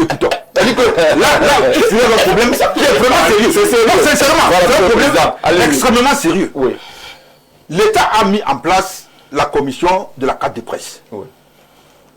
Une première commission qui est passée inaperçue parce que les actions, on ne les voyait pas. Quand Sam et Koka et Wande arrivent, un vieux de la vieille à la CRTV, et Koka et Wande n'a pas les coups de franc pour pouvoir manager cet instrument-là parce qu'il n'avait pas les moyens. C'est Véron Tchouke qui est aujourd'hui président a combattu cette affaire proprement parce que c'est sous Sam Koka qu'on a remis les cartes aux gens comme... bon, bref, je dis, je ne donne pas de nom. Bon, et quand nous nous sommes tous levés pour dire non. Il faut faire le distinguo entre journalistes, animateurs radio, humoristes et tout ce qui va avec. Maintenant, ça c'est compliqué avec les influenceurs et les lanceurs dans maintenant, c'est tout le monde. Il faut c'est tout le monde. Les gens qui n'arrivent même pas à faire les sticks, ils finissent par le ce n'est donc pas la faute. Ils sont plus prisés que tout le monde. Lucien, ce n'est donc pas la faute aux organisations des médias. Parce que l'État est là pour contrôler et pour réguler. Parce que c'est l'État qui met en place les commissions. Ce n'est pas nous. Ce n'est pas nous. Vous pensez que n'importe qui veut devenir avocat, se présenter comme avocat? Mais justement. Mais ce n'est pas les avocats qui vont le chasser. Mais justement. Qui est la carte de presse? Et la carte de presse, ce n'est pas nous. Non, c'est un journaliste. Regardez dans la commission. La carte peut devait quand même toiletter cette affaire. Regardez les qui sont membres du président. Moi j'ai eu la carte avec le prince. Les qui sont la dernière les qui sont membres. Ah oui, c'est ça, il y a quelques mois. Il y a un président, mais qui préside? Vous voulez dédouaner le président cette commission n'a même pas l'argent pour siéger par moment. Et que cet argent vient d'où? Une carte de presse. Est-ce que vous pouvez faire l'audit aujourd'hui de la carte de presse? Les qui ont véritablement la carte de presse. Alors là, et qui doit faire cet audit là? C'est le jeu de débat. Oui, c'est nous. Parce que c'est votre métier. On a fonctionné comme l'ordre des médecins. C'est pour ça qu'on voulait encadrer. Mais géomètre. C'est le principe du journalisme. Est-ce qu'on l'applique? C'est tout ça. Non, mais vous voyez qui est incapable d'aller à l'estique, de passer même au simple diplôme. Mais comment l'État laisse faire? Bien sûr, si l'État revient, vous allez dire que non, l'État est en train de sévir. Si l'État vous a laissé la possibilité, et je reviens là, le management, vous croyez que c'est tout le monde qui peut se lever pour créer une entreprise? Pour créer une entreprise, il faut des normes. Il y a des normes établies. Il faut mettre en phase le management. Mais vous venez avec quelque chose dans la poche et immédiatement vous demandez qu'il faut à tout prix que vous soyez financé. Il y a cela, et Et ça, ce sont les qui? Ce sont les faux journalistes. Non, je a dit, en 2012, j'ai répété les vrais journalistes. En 2012, mais en 2012, non, avec vos publicités aujourd'hui et avec votre propre président qui distribue la carte de presse à n'importe qui. Nous avons des expériences dans les cartes de presse. Une minute. Ils ne connaissent même pas ce qu'on appelle un journaliste. En 2012, au sorti des États généraux de la communication, il avait été dit dans une des recommandations que l'État doit lever la tolérance qu'elle applique aux médias. Recommandation. L'État doit lever... Si j'ai l'argent d'être ministre de la communication, je veux donc parier tout le monde. Et puis vous ne venez pas me dire. Vous ne venez pas me dire. Et la tolérance administrative a tué le milieu de la presse aujourd'hui. Il faut le reconnaître. Ok. Est-ce que vous savez qu'il faut les journaux qui paraissent même pas de récipient? Mais après, quand on va servir, n'allez pas parler de... Quand on va servir, n'allez pas parler que le Cameroun, ce n'est pas un problème. Alors Lucien, nous sommes en train de parler donc d'un désordre dans le milieu, et ce désordre-là n'est pas favorable à ceux qui essayent de bien s'organiser, à payer les salaires, à payer les cotisations, ainsi de suite, qui sont malheureusement ignorés. Pouvez-vous imaginer qu'il y a des manifestations au palais? Info TV ne reçoit pas d'accréditation. Mais il y a des journalistes qui ne sont même pas... Qu'est-ce qu'on peut dire? La télévision qui n'existe pas. Est-ce qu'il faut qu'on soit clair? Non, oui. Et lorsqu'on parle d'aide publique à la communication, vous avez un groupe comme la Météo, on tend 2 millions de francs CFA. C'est quelqu'un qui a fait 2 titres, une télévision et des personnels. On donne 2 millions de francs CFA. Du coup, on va donc avoir les journaux et les journalistes à la solde qui vont s'approprier avec le ministre. Qu'est-ce qu'on fait des vrais journalistes au niveau de ces instances? Je vous ai dit que là où j'étais d'accord avec vous. Parce que quand vous dites... Non, je vous ai donné une piste. La piste que je donne aujourd'hui, c'est qu'il y a un pourcentage dans la redevance audiovisuelle qui doit être affecté aux vrais journalistes. Il faut là je suis en train de proposer. Vous croyez que je ne suis là que pour critiquer? Moi je propose alors. Merci. J'ai dit aujourd'hui. C'est proposé depuis. Peut-être quand c'est moi qui vais proposer, ça va passer. Ça va passer. Il faut que vous alliez à la Aujourd'hui, il faut la clarification de la gestion de la redevance audiovisuelle au Cameroun. Aujourd'hui, il faut des quotas bien déterminés en ce qui concerne la presse publique et la presse privée. Et en ce qui concerne la presse privée, il faut distinguer ce qu'on peut appeler journalistes, organes de presse et les humoristes. Les entreprises de presse. Alors, les entreprises de presse. Aujourd'hui, il faut revoir le problème de la carte de presse. Aujourd'hui, dans tous les événements, que ce soit au niveau du palais de l'unité, que ce soit dans n'importe quel événement, on doit être capable d'auditer qui est véritablement journaliste. Alors, ces propositions-là doivent être encadrées. Et à partir de là, on ne se retrouvera plus avec les entreprises de presse qui ont 2 millions de francs. On va se retrouver avec des professionnels. Et à ce moment, on va vous donner une telle liberté qui sera que vous n'allez plus jamais accepter les essais. Voilà ce que moi je propose. Et je crois qu'aujourd'hui, on doit tous proposer. Ne dites pas qu'on ne fait pas de propositions. Et je crois les recommandations sont dans les tiroirs. Non, je crois qu'aujourd'hui, les choses vont changer. Aujourd'hui, on doit être clair avec les cotisations sociales parce que c'est terrible de voir à un moment donné le journaliste devenir comme des mendiants qui ne peuvent même pas faire des accidents de travail liés à leur métier, qui ne peuvent même pas bénéficier des différentes prestations sociales. Donc, il faut réorganiser ce corps avec l'aide de l'État, mais avec votre propre aide. D'abord, à partir de pouvoir s'organiser, chasser les insectes qui ne font pas partie de votre merci beaucoup. Mais merci. Le plaidoyer va se poursuivre. Le traitement de la presse est quand même assez... Mais sauf qu'on a trop supporté, ça fait déjà beaucoup d'années. Au lendemain de l'élection présidentielle, on s'est retrouvé au ministère de la Communication pour dire quel a été l'accompagnement de l'État pour ouvrir l'élection présidentielle. 0 francs. 0 francs. Là où c'est budgétisé dans tous les États sérieux, même nos voisins, On sait qu'une élection présidentielle, pour la couvrir, c'est un engagement de l'État. C'est un engagement de l'État. Mais la présidentielle n'est pas budgétisée. C'est pas budgétisé et c'est pas sérieux. C'est pas que la presse fait la manche, mais c'est organisé ainsi à travers le monde. Voilà, la redevance est confisquée par les médias publics qui viennent encore vous faire concurrence sur le secteur de la publicité. Ailleurs, en France, quand on a une chaîne publique, on n'a plus droit à la publicité. Mais on vient encore vous faire concurrence sur le secteur de la publicité. Vous savez que tout le monde veut envoyer sa publicité là-bas. On a le même conseil national de la publicité qui est pratiquement mort du côté du ministère de la Communication. Monsieur Bidima, est-ce que vous êtes au courant? On sort l'émission. L'information ce soir, c'est que Eneo, c'est fini. L'État vient de créer une nouvelle société qui s'appelle Socadel. C'est ça. Socadel remplace Eneo. Il va utiliser le personnel d'Eneo qui ne va plus exister. C'est-à-dire que les premiers à entrer dans Socadel, voilà, est-ce que ça va changer quelque chose? On a déjà composé le conseil d'administration de la nouvelle société déjà là, donc ça va vite. Et l'État va nommer un DG. Socadel à la place de Eneo, l'État va nommer un DG. Et ça sera les amis de Bidima sont au travail. Moi je suis. AES. Là c'est autre chose. Il faut d'abord savoir qu'avant d'arriver là, à cette création, l'État a d'abord repris les actions de Néo. Oui. Pour mettre changer le nom pour servir à quoi? Non, a d'abord repris les actions. Non, quand un nom vous porte malheur, il faut le changer. Non, Néo porte malheur.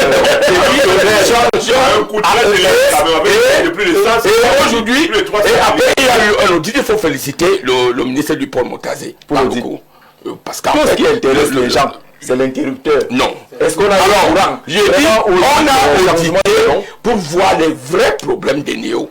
Et je me réjouis aujourd'hui de savoir que ça a été fait avec une célérité constante, de voir qu'une nouvelle société est née. Et je pense que les gens qui vont diriger cette société vont aller dans le sens voulu par le gouvernement.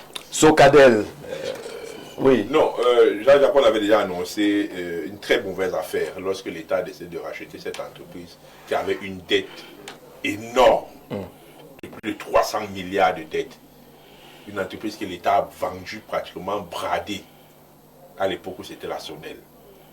Et aujourd'hui que l'État rachète une entreprise qui a une ardoise aussi lourde, est-ce que l'État sera capable de couvrir cette ardoise et de gérer, quand on sait que le portefeuille des entreprises de l'État est d'abord difficile à gérer?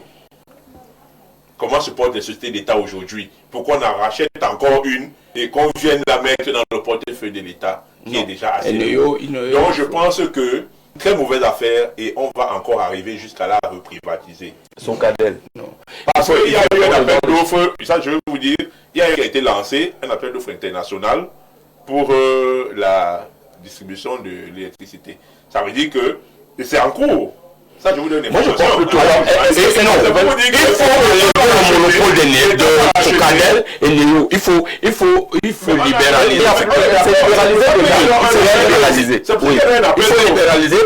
Il faut aller dans l'énergie solaire. Aujourd'hui, vraiment, il faut aller dans l'énergie solaire. Même aujourd'hui, c'est libéralisé. On a KPDC, on a, comment on appelle, il y a Globelec, il y a plein de structures qui sont là. Il faut aller dans l'énergie solaire. La centrale de Dibamba et tout. Qui sont de mais il faut interroger le civisme des Camerounais. Qui veut le courant, qui refuse de payer, etc. On a l'essentiel aussi, il faut l'essentiel. Parce qu'on a des ordres généralisés. On va voir l'organisation de Socadel. Est-ce que c'est désormais une seule société comme Kamwat a été devenue? Parce qu'on a éclaté. On a vendu et puis on est revenu. Après SNEC. On est le membre du conseil d'administration. Je vois s'il n'y a pas ton nom dedans. Merci Lionel Offli avec ton message. Bonjour, le plateau concernant le classement de Reporters sans frontières. C'est comme d'habitude un classement fortement teinté d'idéologie. Il s'agit juste d'instruments géopolitiques pour nous tenir en laisse. Israël qui en 2 mois a massacré plus de 200 journalistes, autant que depuis la fin de la Seconde Guerre mondiale est classé 116e devant le Cameroun. La France où tous les médias sont tenus par 9 hommes d'affaires qui dictent la pluie et le beau temps médiatique ne sont pas des modèles de liberté. La liberté de presse n'existe nulle part. Elle est inféodée d'une manière ou d'une autre. Léonard traditionnel du côté de soi. Merci, monsieur, d'être venu. Merci. Tu as mangé le poulet seul. On annonce que tu es mort et que tu n'es pas mort. Tu manges un poulet. Tu manges un poulet. Vous invitez. D'accord, merci. Bonne soirée à tous. Rendez-vous demain.